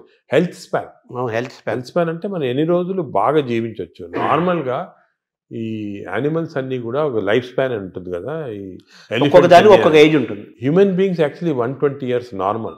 అవును, బట్ 120 years ఎంతమంది చాలా తక్కువ మంది. ఎందుకంటే ఇవన్నీ ఈ ప్రాబ్లమ్స్ వల్ల మనకి we don't want 120 years life span, ఏదో కర్రలు పట్టుకొని నడవలేక. హెల్త్ స్పాన్ మీకు 80 years or 90 years బాగా హెల్తీగా ఉన్నాం అనుకోండి, చాలా. అది సో హెల్త్ అంటే మన టాబ్లెట్ మెడిసిన్స్ ఇవన్నీ వేసుకొని ఎంత తక్కువ లైఫ్ స్పాన్ పెరుగుతుంది. ఇప్పుడు పరిస్థితి అది కరెక్ట్ కాదు. మనం ఎంత హెల్తీగా ఉంటే అసలు ఇవన్నీ కూడా diabetes, heart disease, liver fatty ఇవన్నీ రివర్సిబుల్. క్యాన్సర్ కొన్ని ప్రివెంటబుల్, క్యాన్సర్ రివర్సిబుల్ కాదు, ప్రివెంటబుల్. డయాబెటీస్, హెల్త్, హార్ట్, మన అన్ని వెజల్స్ బ్లాక్ అయిన తర్వాత we have seen by following certain principal you can reverse it. మీకు అవసరం లేదు, షుగర్ రివర్స్ చేయొచ్చు, హార్ట్ రివర్స్ చేయొచ్చు, లివర్ ఫ్యాట్ లివర్ కరెక్ట్. ఈ ప్రిన్సిపల్స్ ఫాలో అయ్యి అంత ఆహారము, యాక్టివిటీ, స్లీప్ అంతా complete it's the digestive system. Sir ఈ క్రమంలో మీరు బ్లూ జోన్ 5 చెప్పారు. ఇప్పుడు బ్లూ జోన్ స్టడీ చేయండి. మీరు అనేది ప్రజలు కూడా బ్లూ జోన్ బుక్స్ తీసుకొని అసలు వాళ్ళు ఎందుకు ఇన్ని రోజులు హెల్తీగా ఉంటున్నారు అని స్టడీ చేస్తే దీంట్లో చాలా నాలెడ్జ్ ఉందండి. అంటే ఇది ఇప్పుడు వచ్చింది కాదు, ఈ బ్లూ జోన్ అనేది 10,000 years జరుగుతూ ఉంది. మన భారతదేశాన్ని బ్లూ జోన్ గా మార్చలేదు. మనకి భారతదేశం బ్లూ జోన్. నాదేంటి, నేను చాలా మందికి ఈ పాలిటిక్స్ చెప్తుంటా, why can't we convert at least some part of India into blue zones? చేయొచ్చు. మన తెలుగు ప్రాంతాలను చేయొచ్చు. తెలుగు ప్రాంతాలు బ్లూ జోన్ చేయాలి. అంటే ఈ బ్లూ జోన్ అంటే ఒకరిద్దరు పాటించింది కాదు, ఆ పాపులేషన్ అంతా పాటించాలి. ఇప్పుడు ఒక పాపులేషన్ అనుకోండి, మనకి మంచి ప్రోగ్రెసివ్ పాలిటీషియన్స్, సీఎంస్ ఉన్నారనుకోండి, ఒక మంచి కాన్సెప్ట్ తీసుకొచ్చి ఐడియా, నేను అనుకునేది అందరికి ఉంది. అది మన దేశం అంటే ఆంధ్రప్రదేశ్, తెలంగాణ ఏదైనా కూడా బ్లూ జోన్స్ లాగా మార్చేసేవచ్చు, కానీ అందరు ఫాలో కావాలి. అంటే బ్లూ జోన్ గా మారడం అంటే ఏం చేయాలి సార్? అంటే ఈ వాళ్ళు బ్లూ జోన్స్ లో ఏం చేస్తారో స్టడీ చేసి మనం ఇంప్లిమెంట్ చేస్తే అయిపోతుంది. అంటే మీరు చెప్పిన ఆ మూడేనా? అంతే. Healthy food pattern, exercise pattern, life style, sleep pattern, వాతావరణ కాలుష్యం కూడా ఉంది, పొల్యూషన్. ఆ వాతావరణ లక్లీ మనకు అంత లేదు. ఇప్పుడు ఢిల్లీ అనుకోండి, అదే నార్త్ ఇండియా అనుకోండి, ఆ పొల్యూషన్ అనేది మనకి హ్యాండిల్ లేదు, ఏం చేయలేము. కానీ లక్లీ మనం ఇప్పుడు తీసుకున్నాం అనుకోండి, ఇప్పుడు అదేముంది, గ్రీనరీ ఇంక్రీజ్ చేసుకోవటము, అది అటువంటివన్నీ కూడా చేసుకొని ఈ మన waste plastics, for example other problems plastics. ఈ ప్లాస్టిక్స్ వల్ల కూడా మేము చాలా రీసెర్చ్ చేస్తున్నాం. చాలా micro plastics producing tissue damage అనేది చాలా ఉంది. కొన్ని plastic bottle, especially plastic bottle ఎండలో పెడతాము, అది తాగామనుకోండి, దాంట్లో చాలా మైక్రో ప్లాస్టిక్స్ మన బాడీలో ఎంటర్ అయ్యి చాలా ప్రాబ్లమ్, డేంజరస్. అది ఇటువంటివి మనము అదే కాకుండా ఇంతకుముందు కాపర్ వెజల్స్, అది కూడా మంచిది కాదు. What is the good vessels to cook, what is the vessels to, అవన్నీ కూడా కొన్ని న్యాచురల్ ప్రిన్సిపల్స్ ఫాలో అయితే. సరే, మీరు పద్మవిభూషణ్ తీసుకోవడానికి వెళ్ళినప్పుడు ఎలాగో ప్రెసిడెంట్ ఉంటారు, ప్రధానమంత్రి, కొంచెం ఒక సెకండ్ హ్యాండ్ ఇంటరాక్ట్ అయ్యే అవకాశం ఉన్న టైంలో మన భారతదేశాన్ని బ్లూ జోన్ గా మార్చాలని అనుకుంటున్నాను, ఆయన ఇంటరాక్ట్ అయ్యే అవకాశం ఉంది? అంటే మనకి టైం అని దొరకలేదు. ఒక సెకండ్ వర్డ్, ఇవన్నీ కూడా డిస్కషన్స్ చాలా 1 hour 2 hours కూర్చొని డిస్కస్ చేసి, నేను పాలిటీషియన్స్ కూడా మన వాళ్ళు అందరూ ఇంట్రెస్టెడ్ ఉన్నారు, అవును కానీ టైం దొరకాల కాన్సెప్ట్. ఇంకోటి this should be done by ప్రజలు కూడా డ్రైవ్ చేయాలి. అవును ప్రజలకి అవేర్నెస్ రావాలి కదా సార్. అవేర్నెస్ వచ్చి మనం ఇటువంటి పాలిటీషియన్ ఎలక్ట్ చేసుకోవాలా. ఈ ఇంట్రెస్ట్ ఉన్న వాళ్ళకి, పాలిటీషియన్స్ ఇంట్రెస్టెడ్ ఇన్ హెల్త్, అదేవిధంగా న్యాచురల్ హెల్త్, ఆర్గానిక్ ఫుడ్, అటువంటి ఉన్న వాళ్ళని ఎక్కువ మనం సపోర్ట్ చేసాం అనుకోండి, ప్రజలు కూడా. అంటే ప్రజలు, ప్రభుత్వాలు, డాక్టర్స్ అందరూ కలిసి ప్రయాణం చేయాలి. It's a combined Journey. PPP అంటారు, మోడ్ అంటారు చూడండి, అవును పబ్లిక్ ప్రైవేట్, ఆ మోడ్లో రావాలి అందరు వచ్చి. ఎందుకంటే అల్టిమేట్లీ మనకి లైఫ్లో ఇంపార్టెన్స్ హెల్త్, అంతే కదా. అదేవిధంగా మనకి హ్యాపీనెస్ అవన్నీ ఉండాలంటే అవును health is the most important. Ultimately health is the bottom line. అంతే. ఎంత రిచ్ ఉండి, ఎంత ఇండస్ట్రియలైజ్ అయ్యి, ఎంత సిటీ, ఎంత పెద్ద పెద్ద సిటీస్ డెవలప్ అయినా కూడా హెల్త్ లేకపోతే waste. So, అంతే కదా. చాలా మంది కోటీశ్వర్లను చూస్తున్నాము, ఆ, పెద్ద పెద్ద పదవుల్లో ఉంటారు, Hmm. వాళ్ళు తినలేరు, తాగలేరు, నేను నిద్రపోలేరు, చాలా ఎంజాయ్ మంది చేయలేరు. I'm seeing so many rich patients, అవును చాలా పెద్ద పొజిషన్ లో ఉన్నారు, చాలా వాళ్ళ ఫీల్డ్స్ లో చాలా ఫేమస్. అవును సింపుల్ హెల్త్ ఫాలో కాకుండా they have damage their body. Damage చేసేసి. వాళ్ళు ఇప్పుడు ఫీల్ అవుతుంటారు, ఈ నాలెడ్జ్ మనకు ఉండుంటే 10 సంవత్సరాల క్రితం ఇలా ఉండేది కాదు అని. ఇప్పుడు నాలెడ్జ్ ఇస్ దేర్ కాబట్టి మీరు ప్రెస్ కానీ, ఎలక్ట్రానిక్ మీడియా కానీ, డిజిటల్ మీడియా కానీ, పొలిటికల్గా కానీ, అందరం కలిసి, మా డాక్టర్స్ అందరం కలిసి, this knowledge we have to give to general public. This knowledge is gold. This time వాళ్ళు కూడా నేను అనేది అంటే, మనం ఈ ఒక్క సెషన్లో గంట సేపులో అన్ని అవును, చెప్పలేము. correct. వాళ్ళు కూడా they should go in to the depth and read books about it, read Yes. Papers about it, social మీడియాకి వెళ్ళి. కరెక్ట్ అంటే మీరు చెప్పినట్టు ఏదేదో అన్నీ వస్తుంటాయి సోషల్ మీడియా, అలా ఫాలో కాకుండా అవును. కరెక్ట్గా people have done research, scientist ఉన్నారు దీంట్లో, అవును డాక్టర్స్ ఉన్నారు రెప్యూటెడ్, ఇటువంటి వాళ్ళ దగ్గర నుంచి ఇన్ఫర్మేషన్ తీసుకొని జనరల్ పబ్లిక్ కానీ, జనరల్గా ఇది మనము ప్యాటర్న్స్ అడాప్ట్ చేస్తే డెఫినెట్గా overall health of the country will improve. Sir. ఇందాక మీరు మాట్లాడుతూ స్టూల్ గురించి మాట్లాడారు సార్. భవిష్యత్ అంతా స్టూల్ టెస్టులు జరుగుతాయని, బ్లడ్ బ్యాంకు లాగా స్టూల్ బ్యాంకులు వస్తాయని. మంచి హెల్తీ పీపుల్ ని స్టూల్ తీసుకుంటే that stool is different from unhealthy person. Yes. ఇప్పుడు ఇంతకుముందు నోబెల్ ప్రైజ్ విన్నర్స్ కి బ్రెయిన్ స్టడీ చేస్తారు, ఎందుకు వచ్చింది నోబెల్, ఇప్పుడు స్టూల్ స్టడీ చేస్తున్నారు. అదే తన స్టూల్లో ఏముంది ఇంత ఇంటెలిజెంట్ అయ్యారని. అవును సో మనం ఇవన్నీ బ్యాంకింగ్ చేయొచ్చు. స్టూల్స్ చేసి నేను చెప్పా కదా, ఒక స్టూల్ పౌడర్ లాగా చేసి అవును డెసికేటెడ్ స్టూల్ ని మనం క్యాప్సూల్స్ లాగా ఇవ్వచ్చు. అదే the future treatment is going to be that. Stool బ్యాంకులు, stool banks, stool desiccated stool capsules, ఇవి దీంతో ట్రీట్మెంట్ సాల్వ్ చేస్తాం. స్టూల్ అనేది రేపు చాలా అత్యంత విలువైన ఖరీదైన వస్తువు అవుతున్నట్టు కదా. గోల్డ్ అంటారు, న్యూ గోల్డ్. ఇంతకుముందు ఆయిల్ అంటే గోల్డ్ అనేవాళ్ళు, ఇప్పుడు స్టూల్ ఈజ్ బికమింగ్ గోల్డ్ అన్నమాట. అంటే మైక్రోబయామ్స్ అంటారు. ఈ మైక్రోబయామ్ నాలెడ్జ్ ఇప్పుడు ఈవెన్ యానిమల్స్, ఇప్పుడు కొన్ని ఫారెస్ట్లో కలెక్ట్ చేస్తున్నారు, ఆఫ్రికన్ ఫారెస్ట్ అంతా, ఎలిఫెంట్ స్టూల్ ఎలా ఎందుకు డిఫరెంట్ ఉంది వీళ్ళది. So what are the character, what give strength to the elephant, what is there in this. ఇందులో నుంచి మనం ఐబిఎస్కి వద్దాం సార్. ఈ ఐబిఎస్ గురించి కూడా చాలా చర్చ జరుగుతుంది. అవును, ఆ బౌల్ సిండ్రోమ్, ఇరిటబుల్ బౌల్ అంటారు కదా, బౌల్ సిండ్రోమ్, అది కూడా మనకు చాలా ఇంపార్టెంట్. చాలా మంది, కోట్లాది మంది ఫేస్ చేస్తున్న ఇష్యూస్ అవి. మీరు అన్నట్టు IBS 30% of normal population IBS ఉంది. ఐబిఎస్ అంటే ఏమి? ఐబిఎస్ అంటే symptoms because of gut changes. అంటే డైరియా రావచ్చు, కాన్స్టిపేషన్ రావచ్చు, పెయిన్ రావచ్చు, ఈ కాంబినేషన్ రావచ్చు. అంటే కడుపు ఉబ్బరము, అరక్కపోవటము, కడుపులో మంటలు, బ్లోటింగ్, డిస్టెన్షన్, ఇది అది అగైన్ కనెక్టెడ్ టు మైక్రోబయామ్. ఈ ఇరిటబుల్ బౌల్ సిండ్రోమ్ అనేది అగైన్ చెడ్డ అలవాట్ల వల్ల, నువ్వు ఎక్కువ డ్రింక్స్ వల్ల, స్మోకింగ్ వల్ల, ఎక్సర్సైజ్ లేకుండా ఉండటం వల్ల, ఇవన్నీ కూడా. ఇప్పుడు రీసెంట్గా మన రీసెర్చ్ ఏమంటే, ఈ కెమికల్స్, ఇంటెస్టైన్స్లో కెమికల్స్ చాలా ఉన్నాయని చెప్పే కదా, సెరోటోనిన్, డోపమైన్, ఈ కెమికల్ ఇంబ్యాలెన్స్ వల్ల ఇంటెస్టైన్లో కూడా ఐబిఎస్ వస్తుంది. ప్లాస్టిక్ ఒక దాని రోల్ కూడా ఉంది కదా సార్ ఇందులో. ప్లాస్టిక్స్ చాలా పెద్ద రోల్ ఉంది. Micro plastics are very danger. ఇది కూడా మనం government has to take very serious. Plastics ban చేయటము, అదే కూడా విధంగా ఏ ఏరియాలో ఇప్పుడు ఈ ప్లాస్టిక్స్ అనేది పెద్ద ఇండస్ట్రీ, దీన్ని చేంజ్ చేయాలంటే చాలా డిఫికల్ట్.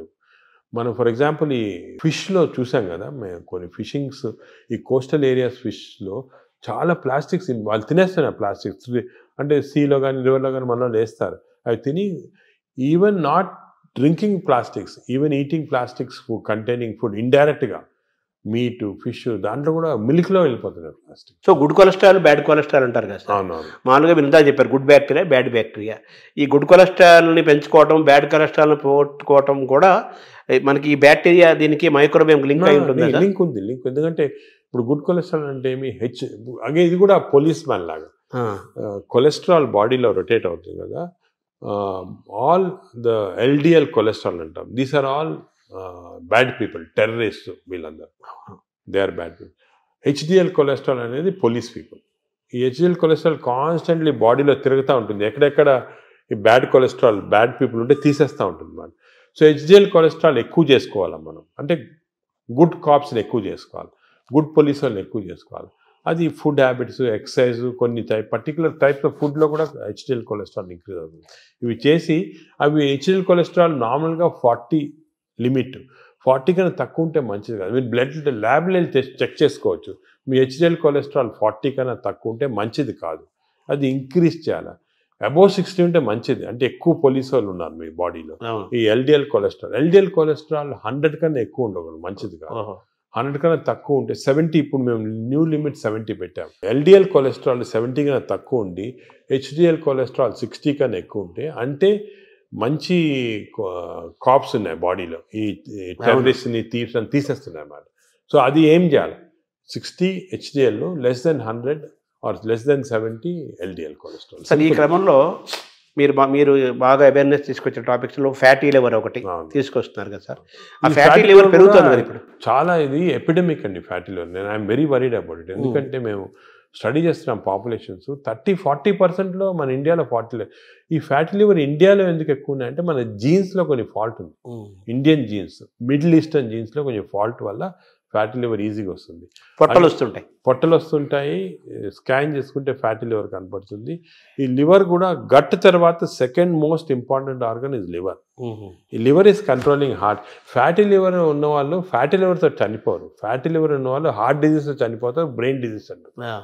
ఈ ఫ్యాటీ లివర్ కరెక్ట్ చేస్తే వాళ్ళు హార్ట్ కరెక్ట్ పోయి బ్రెయిన్ కరెక్ట్. ఫ్యాటీ లివర్ ఎలా కరెక్ట్ చేసుకోవాలి? ఫ్యాటీ లివర్ కూడా అగైన్ ఈ అన్ని ఎక్సర్సైజెస్ ఇవన్నీ కాకుండా మనకి కొత్త టెక్నాలజీ, కొత్త మెడికేషన్స్ అన్నీ వస్తున్నాయి ఫ్యాటీ లివర్ కరెక్షన్కి. ఫ్యాటీ లివర్కి మైక్రోబయోమ్కి చాలా సంబంధం ఉంది, ఫ్యాటీ లివర్కి ఇంటెస్టైన్స్కి చాలా సంబంధం ఉంది. నౌ వీఆర్ డూయింగ్ కొత్త రీసెర్చ్ ఏమంటే ఈ ఇంటెస్టైన్ డియోడనల్ మ్యూకోజా అని మేము మార్పుడు చేస్తున్నాం ఎలక్ట్రోపోరేషన్ అనే టెక్నిక్ తోటి. అంటే చేంజ్ చేసేవచ్చు. చేంజ్ చేస్తే దాంట్లో ఫ్యాటీ లివర్ తగ్గిపోతా ఉంది అక్కడ.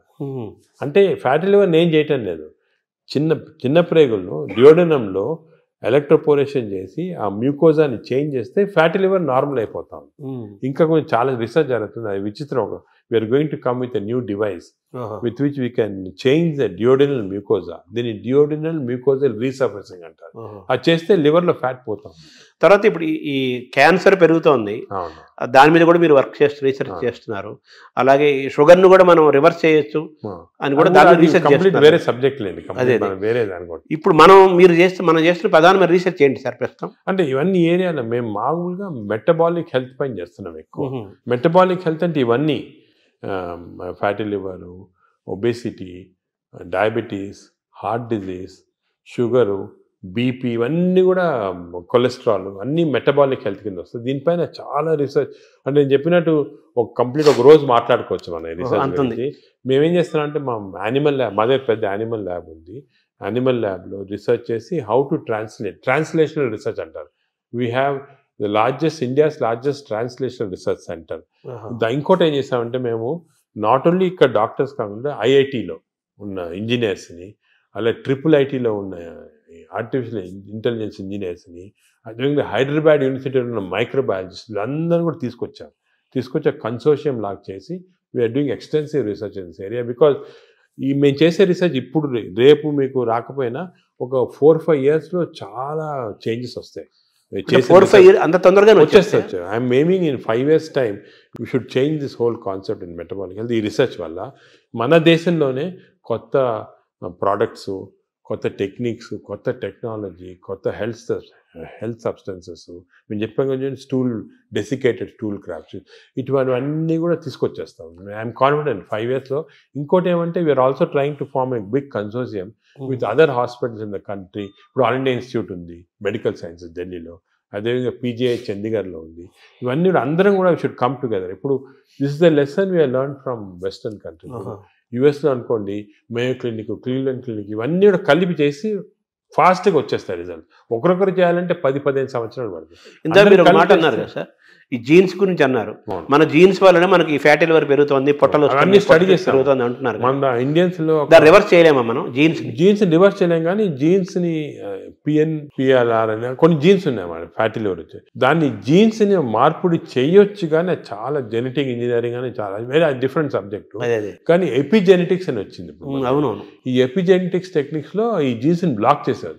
చెడ్డ జీన్స్ ని మనం బ్లాక్ చేయొచ్చు, అవి కూడా చేస్తున్నాం. అంటే మనం డిఎన్ఏని చేంజ్ చేయటమంటారా? దాన్ని డిఎన్ఏ చేంజ్ చేయలేం, కానీ డిఎన్ఏ ఎఫెక్ట్ ని బ్లాక్ చేయొచ్చు. డిఎన్ఏ ఎలాగా, డిఎన్ఏ బాడీలో ఉందనుకోండి, ఇట్ ప్రొడ్యూసెస్ ఆర్ఎన్ఏ, ఆర్ఎన్ఏని ఇచ్చి ప్రోటీన్స్ వస్తాయి, పాత్వే. అలాగే మనకి అంత పాత్వే నార్మల్గా. సో మనం డిఎన్ఏ చెడ్డు డిఎన్ఏ ఉన్నా కూడా అది చెడ్డ ఆర్ఎన్ఏ కాకుండా బ్లాక్ చేయొచ్చు. సార్, ఈ క్రమంలో ఈ బ్యాక్టీరియా మేనేజ్మెంట్ లో మనకు యోగా, సూర్య నమస్కారాలు, ధ్యానము, స్పిరిచువల్ థింకింగ్, కళలు ఇవన్నీ ఉన్నాయి కదా. అంటే స్పిరిచువల్ థింకింగ్ అంటే మెడిటేషన్ టైప్, బ్రెయిన్ అంటే management of brain management, various meditation అటువంటి చేయొచ్చు. అదేవిధంగా యోగా కూడా కొంతవరకు ఇట్ ఈస్ బెనిఫిషియల్ అని చాలా రీసెర్చ్ జరిగింది ఇంట్లో. ఇవన్నీ ఎలాగంటే వీఆర్ మాడ్యులేటింగ్ అవర్ బ్రెయిన్లో ఉన్న కెమికల్స్ మాడ్యులేట్ చేస్తున్నాం. దాంతోపాటు గట్ బ్యాక్టీరియా ఇవన్నీ మాడ్యులేట్. ఇప్పుడు యోగాలో చూసాము, అది కూడా రీసెర్చ్ చేస్తున్నాము. యోగా కన్సిస్టెంట్గా చేస్తే బ్యాక్టీరియా చేంజ్ అయిపోతున్నాయి. అవునా? So all these things are interconnected. So నేను చెప్పినట్టు చాలా పెద్ద కన్సోర్షియం ఫామ్ చేసి we are doing lot of research. అంటే షుగర్ అనేది మనకి ఈ డయాబెటీస్ అనేది మోస్ట్ ఛాలెంజింగ్ గా ఉంది. అది కూడా మనం విల్ గెట్ ఆన్సర్స్. ఇవన్నీ కూడా part of the research, will get good answers. So reverse చేసే అవకాశం మనకు ఉంది. అన్నీ కొత్త అన్నీ కూడా రివర్సిబుల్ అండి. షుగరే కాదు, ఈవెన్ హార్ట్ బ్లాక్స్, అదేవిధంగా బ్రెయిన్ ఇది డిమెన్షియా, న్యూరలాజికల్ ప్రోగ్రెషన్ అన్ని రివర్స్ చేసేవచ్చు. మనకి మెయిన్ రీసెర్చ్ ఏమంటే we have to work on this preventable. ఒక్కసారి జబ్బు వచ్చిన తర్వాత బదులు మనము ప్రివెన్షన్, రివర్సిబిలిటీ అంటే వచ్చిన తర్వాత ఎలా మార్పు చేయాలి, దీనిపైన అంత కాన్సన్ట్రేషన్. ఈ ఒబెసిటీని తగ్గించడానికి, అలాగే ఈ షుగర్ డయాబెటీస్ని కంట్రోల్ చేయడానికి ఇంజెక్షన్స్ వచ్చాయి అంటున్నారు. ఇప్పుడు కొత్తగా GLP-1 అనలాగ్స్ అంటారు. అంటే మనకి నార్మల్గా బాడీలో స్మాల్ ఇంటెస్టైన్లో GLP-1 హార్మోన్స్ ప్రొడ్యూస్ అవుతాయి. అవి మన ఈ ఇంటెస్టైన్స్ మ్యూకోజా చెడిపోవటం వల్ల కానీ, బ్యాక్టీరియా చెడిపోవటం వల్ల, బ్యాక్టీరియా వల్ల ప్రొడ్యూస్ అవుతుంది GLP-1. ఇవన్నీ పోతే ఆర్టిఫిషియల్గా ఈ GLP-1 ఇవ్వచ్చు. కానీ ఇది నా ప్రకారం చాలా తప్పు. ఇది ఈ ఆర్టిఫిషియల్ మంజోరో అని, ఒజంబిక్ అని ఇవన్నీ ప్రజలు లేటెస్ట్ వచ్చాయి. ఇప్పుడు మెడికల్ షాప్స్లో అమ్ముతున్నారు, తీసుకొని తప్పు చేయకూడదు. అది ఎందుకు అంటే ఈ GLP-1 మన బాడీలో న్యాచురల్గా ప్రొడ్యూస్ అవుతుంది. నేచర్కి ఎంత ప్రొడ్యూస్ చేయాలా, ఎక్కడ ఆపాలా, ఎక్కడ రివర్స్ చేయాలా, ఇవన్నీ నేచర్ తెలుసు. మనం మాట్లాడుకున్నాం కానీ డయట్, మైక్రోబయాము, ఫిజికల్ ఎక్సర్సైజ్, స్లీప్ ఇవన్నీ నార్మల్గా ఇస్తే బాడీ న్యాచురల్గా ప్రొడ్యూస్ చేస్తుంది. ఇవన్నీ అబ్నార్మల్గా ఉంటే మనకి బయట నుంచి ఆర్టిఫిషియల్గా అవుతుంది. బట్ ఆర్టిఫిషియల్ మెడిసిన్స్ తోటి మనకి ఎంత లిమిట్, ఎంత తీసుకోవాలి, ఎప్పుడు ఆపాలి, ఇవన్నీ కరెక్ట్ తెలియదు. నేను చూశాను చాలామంది ఈ ఇంజెక్షన్స్ వాడుతున్నారు. ఇండియాలో కూడా వచ్చేసింది ఇంజెక్షన్ వచ్చేసింది, ఇండియాలో కూడా చీప్గా వచ్చేసింది. దీనివల్ల ఏం డేంజర్ అంటే వాడినప్పుడు 2-3 నెలలు 6 నెలలు బాగుంటుంది, వెయిట్ తగ్గుతాము, ఆకలి తగ్గిపోతుంది. కానీ దీనిలో చాలా ఎఫెక్ట్ బాడీ పైన ఉంది. నేను అది కూడా చూసి స్టడీ చేస్తున్నాము. బాడీలో ఈ ఇంటెస్టైన్ నరాలు చెడిపోతున్నాయి, మూమెంట్ పోతా ఉంది. ఇంటెస్టైన్ అసలు మూమెంటే చెడిపోయింది. అదేవిధంగా బోన్స్ అబ్జార్ప్షన్ పోయి బోన్స్ వీక్ అయిపోతున్నాయి, మజిల్స్ ఎట్రోఫీ అవుతున్నాయి. ఫేస్లో we got now what is called Ozempic face, అంటే ఫేస్ అంతా ష్రింక్ అయిపోతుంది. చూసుంటారు కొంతమంది సెలబ్రిటీలో ఫేస్ చేంజ్ అయిపోతుంది దీనివల్ల. సో ఇవన్నీ కూడా these effects are some time not reversible also. మన మెటాబాలిజం వ్యతిరేకంగా ఉన్నట్టే కదా. వ్యతిరేకంగా ఉన్నట్టే. న్యాచురల్ మెథడ్లో చేయకుండా ఇలా చేస్తే మంచిది కాదు. మై అడ్వైజెస్ అసలు వాడద్దని, తప్పు ఇది. ఇవన్నీ all these injections, artificial methods వాడతాం తప్పు, మనం చేయకూడదు. న్యాచురల్ మెథడ్స్ అన్నీ ట్రై చేసి ఫెయిల్ అయిన తర్వాత అండర్ మెడికల్ సూపర్విజన్ ఒక 3-4 months ఎందుకు వాడతాం, రీసెట్టింగ్ అంటాం అన్నమాట. మెటబాలిజం రీసెట్ చేయడానికి వాడచ్చు. కానీ ఇయర్స్ టుగెదర్ ఇంజెక్షన్ తీసుకోవడం ఏంటంటే చాలా తప్పు. Short cut methods, they are not good. అసలు I advise public strongly, don't use these injections. తప్పు చాలా. ఇప్పుడు బ్యారియాటిక్ సర్జరీస్ ద్వారా కూడా మన లోపల ఫుడ్ ఇంటేక్ తగ్గిపోతుంది, షుగర్ లెవెల్స్ తగ్గిపోతాయి అంటున్నారు. బ్యారియాటిక్ సర్జరీ కూడా ఐఎమ్ అగేన్స్ట్. కానీ కొంతవరకు చాలా ఒబేసిటీ వచ్చి మన న్యాచురల్ మెథడ్లో కంట్రోల్ చేయకపోతే కొంతవరకు హెల్ప్ చేయడానికి బ్యారియాట్రిక్ కానీ ఈ ఇంజెక్షన్స్ కానీ హెల్ప్ చేయడానికి అంతే. దాని తర్వాత మన న్యాచురల్ మెకానిజం వచ్చేసారు. ఒక్కసారి ఈ హెల్ప్ వచ్చిన తర్వాత న్యాచురల్ మెథడ్స్తో మెయింటైన్ చేయాలి. మన న్యాచురల్ మెథడ్స్ లేకపోతే బ్యారియాట్రిక్ సర్జరీ కాదు, ఇంజెక్షన్ ఏం చేసినా కూడా వేస్ట్. అంటే మనం సహజంగా పెరగటం కానీ తగ్గటం కానీ ఈ డిజార్డర్స్ మెయింటైన్ చేసుకోవటం మన కానీ own సహజంగా జరగాలంటారు. ఓన్ యువర్ ఓన్ బాడీ, అన్నారు, own own your your body own అంటే మన బాడీని మనం ఓన్ చేయాలి, మన కంట్రోల్లో. మన కంట్రోల్ చేసుకోవాలి. కానీ ఈ వేరే ఇంజెక్షన్స్ కంట్రోల్ డాక్టర్ చేస్తారు, దీని బ్యారెటరీకి చేస్తారు అనేది తప్పు అసలు. మీ మేజర్ గోల్ ఏంటి సార్? అంటే మనకి మీరు పద్మవిభూషణ్ వచ్చింది మన ఇండియా వరకు, అది కాకుండా American association of society of gastroenterologist award కూడా హైయెస్ట్ అవార్డు ఈ గ్యాస్ట్రోఎంటరాలజీకి సంబంధించి. అలాగే సాంఘైలో జరిగిన దాంట్లో వరల్డ్ టాప్ దాంట్లో అవార్డు వచ్చింది. అది మీ ప్రొఫెషన్కి మీ సబ్జెక్ట్కి అది డెఫినెట్గా హైయెస్ట్ అవార్డ్స్ అవి. నెక్స్ట్ నోబుల్ మన భారతదేశానికి నోబుల్ రాదా? అంటే ఇలా చేయటం వల్ల నోబుల్ అవుతాం, పని చేయడం వల్ల గుర్తింపు కోసం పనిచేయటం కాదు. అంటే ఈ గుర్తింపులన్నీ కూడా మనము మీరు చెప్పినట్టు గుర్తింపుల కోసం ఎవరు పనిచేయరు. ఈ నోబెల్ ప్రైజ్ కానీ గుర్తింపు రావటం, మనం పని చేస్తూ ఉంటే కొంతవరకు రికగ్నిషన్ వస్తుంది, వేరే ఆర్గనైజేషన్ రికగ్నైజ్ చేస్తారు. ఈ రికగ్నిషన్స్ కూడా నా ప్రకారం అది ఇంపార్టెంట్ కాదు. సరే ఇయర్ పద్మవిభూషణ్ వచ్చింది, మేము సంతోషపడతాము, ఓ రెండు సంవత్సరాలు మర్చిపోతాం. ఇంకేమైనా అడిగారనుకోండి వచ్చిందా ఆయనకు వచ్చిందా అలాగంటారు. అంటే ఈ అవార్డ్స్ అన్ని కూడా ట్రాన్సియెంట్, జన గుండెల్లో ఉండాలి. మనకు కాదు అసలు, మనం దీని గురించి కూడా ఇంపార్టెన్స్ ఇవ్వకూడదు. ఇవన్నీ టెంపరీగా ట్రాన్సియెంట్గా ఏదో recognition. But our goal should be మనం సొసైటీకి ఏం చేయొచ్చు, ఎలాగ మార్పుడి చేయొచ్చు. ఇండివిజువల్గా డాక్టర్స్ అందరూ కూడా మీరు అందరూ బాగా పనిచేసి దే హెల్ప్, చాలా మందికి పేషెంట్స్ హెల్ప్ చేస్తారు, లైఫ్ సేవింగ్ చేస్తారు, అన్నీ చేస్తారు. ఆ సాటిస్ఫాక్షన్ అనేది వస్తుంది మాట. అంటే ఈ ఏఏజీ యొక్క మేజర్ గోల్ ఏంటంటే మాకు ఇప్పుడు పబ్లిక్ అంటే ప్రజల్లో హెల్త్ గురించి ఒక మార్పుడి రావచ్చు. It has to be done in ethical way, proper way. ఈ మోడర్న్ మెడిసిన్ ఒక విధంగా, అదే కాకుండా అంటే మోడర్న్ మెడిసిన్ అంటే ఏంటి సార్? మోడర్న్ అంటే ఇప్పుడు మోడర్న్ టెక్నాలజీ వచ్చాయి కదా, ఈ టెక్నాలజీతో మేము రోబోటిక్ సర్జరీ చేస్తున్నాం, ఈ సర్జరీ, ఇది ఒక ఆస్పెక్ట్. ఇదే కాకుండా general public health awareness తీసుకురావటము, natural మెథడ్లో హౌ పీపుల్ కెన్ బెనిఫిట్ అనేది, ఇవన్నీ కూడా ఒక ఎథికల్ వేలో చేయటము, ఇవి చాలా ముఖ్యమైన మా ఎయిమ్స్ మాట. అంటే వైద్యం అనేది అత్యంత ఖరీదైన అంశంగా మారిపోయింది కదా ఇప్పుడు. అది ఆ ఖరీదైన అంటే కొంతవరకు బికాస్ టెక్నాలజీ వల్ల దానివల్ల అవన్నీ ఉంటాయి, అది తీసేయండి. అది కూడా మేము మన ఓన్ టెక్నాలజీ తయారు చేయటం, దానికి ఇంజనీరింగ్ ఐఐటీస్ తోటి మేము చాలా చేస్తున్నాం. సో టెక్నాలజీ కాస్ట్ ఇప్పుడు ఇండియాలో ప్రస్తుతము $6 billion worth of medical equipment import చేస్తున్నాం. దాంట్లో 1.5 billion ఫ్రమ్ అమెరికా ఇట్సెల్ఫ్. ఈ ఇంపోర్ట్స్ ఎలా తగ్గించవచ్చు, ఎలాగ దీన్ని జీరోకి తీసుకురావాలా, ఇటువంటి అన్నీ ఒక ఏం. సో మన టెక్నాలజీ చీప్లో వస్తే అదే సేమ్ థింగ్ విల్ ట్రాన్స్ఫర్. అంటే మనం ఇందాక ప్రారంభంలో మాట్లాడుకున్నట్టుగా మన ఫుడ్ హ్యాబిట్స్ మారడం వల్ల ఆ యూరోపియన్ బ్యాక్టీరియా నుంచి మన బ్యాక్టీరియా మనం తెచ్చుకోవాలి. న్యాచురల్ మెథడ్లు ఎలా చేయొచ్చు, పబ్లిక్ నేచర్ అంటే న్యాచురల్గా బాగా హెల్తీగా ఎలా ఉండొచ్చు. సో వెస్టర్న్ డిజీజెస్, వెస్టర్న్ ఇవి ఎలా ఇవన్నీ కూడా కాంప్రహెన్సివ్ హెల్త్ ఫర్ పీపుల్ అనేది మా ఏం. అంటే ఒక సింపుల్ సెంటెన్స్ చెప్పండి, హెల్త్ ఫర్ పీపుల్. ఇప్పుడు గ్యాస్ట్రోఎంటరాలజీ అనే సబ్జెక్ట్లో హాంకాంగ్ నెంబర్ 1గా ఉందా? గ్యాస్ట్రోఎంటరాలజీలో Hong Kong Prince of Wales Hospital number 1 institute. దాని గురించి వాళ్ళు చాలా రీసెర్చ్ చేసి డెడికేటెడ్గా లాస్ట్ 50 yearsగా వర్క్ చేస్తున్నారు. సో వాళ్ళతో మేము అసోసియేషన్ చేసి, ఫర్ ఎగ్జాంపుల్ అక్టోబర్లో Hong Kong Prince of Wales Hospital, AG Hospital India combined symposium చేసి అందరు డాక్టర్స్ని పిలిచాం ఇండియాలో. సో వాళ్ళు కూడా దే కెన్ లెర్న్ అక్కడ ఏం చేస్తున్నారు, మనం ఏం చేయొచ్చు, మనం అంటే ఇవన్నీ కూడా. ఇంకోటి ఏమంటే మెడిసిన్ ఇంపార్టెంట్, కాన్స్టెంట్గా వేరే వాళ్ళ చేత నేర్చుకోవాలి. మనమే గ్రేట్, మనమే పెద్ద ఎక్స్చేంజ్.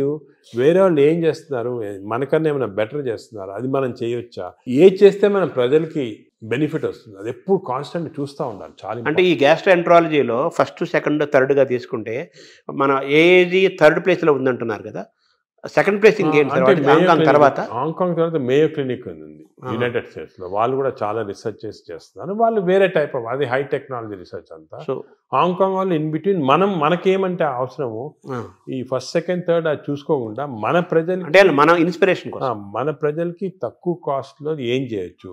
ఇప్పుడు హాంకాంగ్లో ఏం చేస్తున్నారు, మేయో క్లినిక్లో ఏం చేస్తున్నారు, అదేవిధంగా ఇటలీలో జెమినీ హాస్పిటల్ ఉంది, వాళ్ళు కూడా 4th ప్లేస్లో ఉన్నారు, వాళ్ళే చేస్తారు.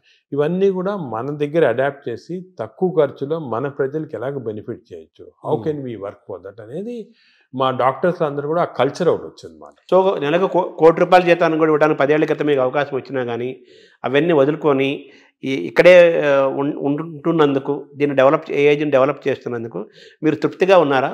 నాకైతే చాలా సాటిస్ఫాక్షన్. ఎందుకంటే నాకు యూఎస్ఐలో ఆఫర్స్ వచ్చినప్పుడు అక్కడ ఒక జూయిష్ డాక్టర్ ఉండేవాడు, ఆయన చెప్పాడు, మీకు హార్వర్డ్లో బెస్ట్ హాస్పిటల్లో నీకు ఇంత పెద్ద ఉద్యోగం వస్తే ఎందుకు వద్దనుకోని ఇక్కడ వచ్చి నేను అన్నాను, సార్ నేను వచ్చి నెలకు ₹1,00,00,000 ఇస్తారు అది అన్నాడు. నేను వచ్చి లేదు అని వచ్చిన తర్వాత ఇప్పుడు ఆయన వాళ్ళ స్టూడెంట్స్ మన దగ్గర ట్రైనింగ్ పంపిస్తున్నారు. హార్వర్డ్ ప్రొఫెసర్ ఈ sending his students for training to AG. ఆయన లెటర్ రాస్తాడు, నువ్వు చేసిన డిసిషన్ కరెక్ట్ డిసిషను, ఇన్ని 30 సంవత్సరాల క్రితము వద్దనుకొని వచ్చేయటం ఇక్కడ మంచిదైంది. ఎందుకంటే అల్టిమేట్గా ఇప్పుడు మన ఎవ్రీబడి హ్యాస్ ఎ లైఫ్, కానీ మనం ఎంత కాంట్రిబ్యూట్ చేస్తాం, మన వల్ల ఎంతమంది బెనిఫిట్ అయ్యారు, అది చాలా ఇంపార్టెంట్. మన ప్రజలు ఎంత బెనిఫిట్ అయ్యారు, మన దేశానికి మనం ఏం చేయగలం, మన నేలకి మన భూమికి మనం ఏం చేయగలుగుతున్నాము, అది ముఖ్యం. అంటే వేరే వాళ్ళు బయటకు వెళ్ళి చేసిన వాళ్ళు I'm not finding fault, but మనకి ఇక్కడ ఆపర్చునిటీ, ఇప్పుడు మాకేమంటే ఆపర్చునిటీస్ వచ్చాయి, అందరికి రాకపోవచ్చు. లక్ అనేది ఆపర్చునిటీ వాళ్ళకి ఇది కూడా ఉంటుంది కదా. అంటే సొసైటీ వాళ్ళు హెల్ప్ చేసిందా, మీరు చెప్పినట్టు రాత, డెస్టినీ, అదే గవర్నమెంట్ కూడా హెల్ప్ చేయటము, అన్ని గవర్నమెంట్ కూడా బాగా హెల్ప్ చేస్తారు. సో మిమ్మల్ని మీరు రివ్యూ చేసుకుంటే ఒకసారిగా మీ కెరీర్ని మేజర్ ఇన్స్పిరేషన్స్ కానీ లేదా టర్నింగ్ పాయింట్స్గా తీసుకుంటే, మీరు పెథాలజిస్ట్గా ఉండాల్సింది ఇట్లోకి నాన్నగారి అడ్వైస్ తోటి గ్యాస్ట్రాంట్గా రావటం ఒక సబ్జెక్ట్ ఒకదాన్ని చెప్పచ్చు. నాకు చాలామంది చిన్నప్పటి నుంచి మా టీచర్స్ కానీ, పేరెంట్స్ కానీ, లీడర్స్ కానీ, సొసైటీలో చాలామంది ఇన్స్పిరేషన్ కానీ హెల్ప్ చేశారు. మామూలు నేనేమంటే ప్రతి వాళ్ళు కూడా I see something what is the positive and try and adapt చూసుకుంటామాట.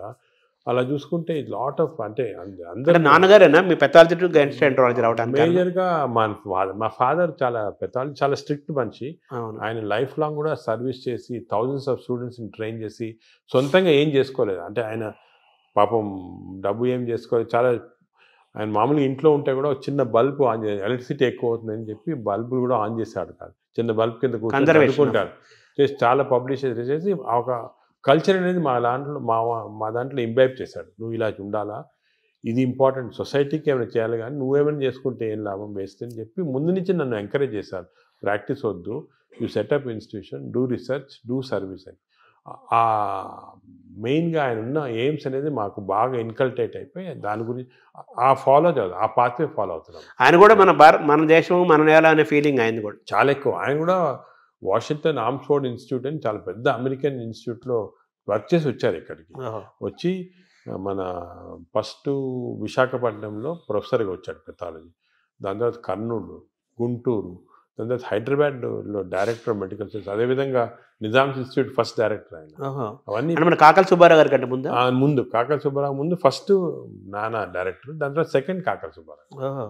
So అలాగా ఫుల్ సర్వీస్. ఆయన చూస్తే ఒక ఇన్స్పిరేషన్, అరే అసలు ఆయనకి ఏం వేరే ఇది లేదు, ఈ కూడా మేడ్ లాట్ ఆఫ్ మనీ, కూడా గాన్ అండ్ డిఫరెంట్ రూట్, అవన్నీ ఏం లేకుండా ఇంత. అంటే మిమ్మల్ని మీరు ఇప్పుడు ఎలా మేనేజ్ చేసుకుంటున్నారు sir?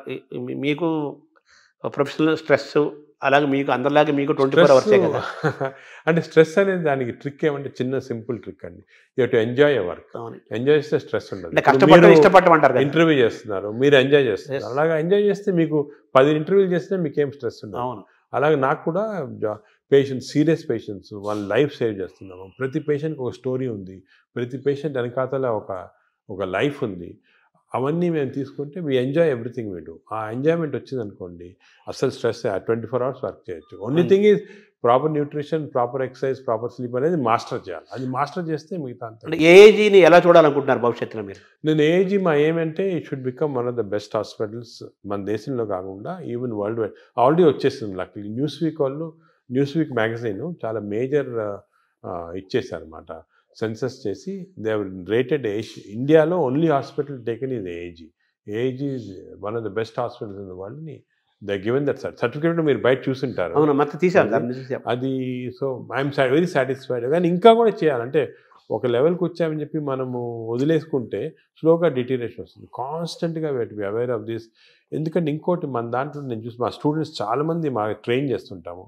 We have got very bright students ఇండియాలో, మంచి డాక్టర్స్, బ్రైట్ స్టూడెంట్స్. వాళ్ళకి కరెక్ట్ పాత్వే చూపించి, కరెక్ట్ ఇది కమర్షియలైజేషన్ వద్దు, you going to research, you going to doing good for public ఉన్న వరకు మీకు బాగా సాటిస్ఫాక్షన్ ఉంటుంది. ఒక ఫిలాసఫీ వాళ్ళకి ఇచ్చి ఒక మంచి స్టూడెంట్స్ గ్రూప్ని నీ లైఫ్ స్టైల్లో ఒక 1000 మందిని తయారు చేయొచ్చు. అలాగే వాళ్ళు ఇంకో 1000 మందిని తయారు చేస్తారు. చూసుకోండి ఎలా స్ప్రెడ్ అవుతుంది. We can create a society which is very positive. అంటే నాగేశ్వర రెడ్డి గారి యొక్క మీ నాన్నగారి యొక్క వారసత్వాన్ని మీరు తీసుకున్నారు. ఆయన ఒక స్టైల్ ఆఫ్ లైఫ్, మీదొక స్టైల్ ఆఫ్ మీదొక స్టైల్ ఇది డిఫరెంట్. పైకి ఇలా లేపారు ఏజ్ అనేదాన్ని. ఇప్పుడు నెక్స్ట్ మీ దాని నెక్స్ట్ నెక్స్ట్ జనరేషన్ ఉన్నారు మా ఆల్రెడీ సెట్ చేసాము. నెక్స్ట్ మంచి నాకన్నా మంచి వాళ్ళు ఉన్నారు నెక్స్ట్ జనరేషన్లో. రీసెర్చ్లో కానీ సొసైటీలో పనిచేయడానికి కానీ అందరు సెట్ అయిపోయారు. నేను ఇప్పుడు ఇర్రెలవెంట్, ఈ స్టేజ్ అయిపోయింది నాది. నా పని అయితే అయిపోయింది. నెక్స్ట్ జనరేషన్ ఆల్రెడీ స్టార్ట్ చేశారు. నేను ఇప్పుడు ఉన్నా లేకపోయినా కూడా డిఫరెన్స్ లేదు. అలాగే వాళ్ళు నెక్స్ట్ జనరేషన్ సెట్ చేస్తారు. ఒక వ్యవస్థను క్రియేట్ చేసి వాళ్ళు నెక్స్ట్ జనరేషన్. నేను అనుకున్నాను మన దేశానికి అంటే ఏమంటే మనం కొంచెం లేట్ అయింది మన డెవలప్మెంట్లో దాంట్లో కానీ. ఇప్పుడు జపాన్ చూసుకోండి, వరల్డ్ వార్ తర్వాత ఎంత హార్డ్ వర్క్ చేసి వాళ్ళు వచ్చారు. ఇప్పుడు మనము ఇప్పుడు స్టార్ట్ చేయాలి. చైనా కూడా వాళ్ళు యాక్టివ్, వాళ్ళు వేరే అతట వాళ్ళంతే డెమోక్రసీ కాదు కాబట్టి ఈజీ అయిపోయింది. ఇప్పుడు మనం ఏం చేయాలంటే నెక్స్ట్ 20-30 ఇయర్స్ ఇలాగ అందరూ ఒక ఆశయంతో ఒక ఇచ్చేయాలని వర్క్ చేస్తే మన దేశం కూడా విల్ బికమ్ బెటర్. మీరు డాక్టర్స్కి, పబ్లిక్కి, ప్రభుత్వాలకి ఇచ్చే ఒక సింగిల్ మెసేజ్ ఏంటి సార్? సింగిల్ మెసేజ్ ఏమంటే నేను let us all work together, work hard, create the best culture. మన దగ్గర ఉంది best culture in the world. Thank you sir.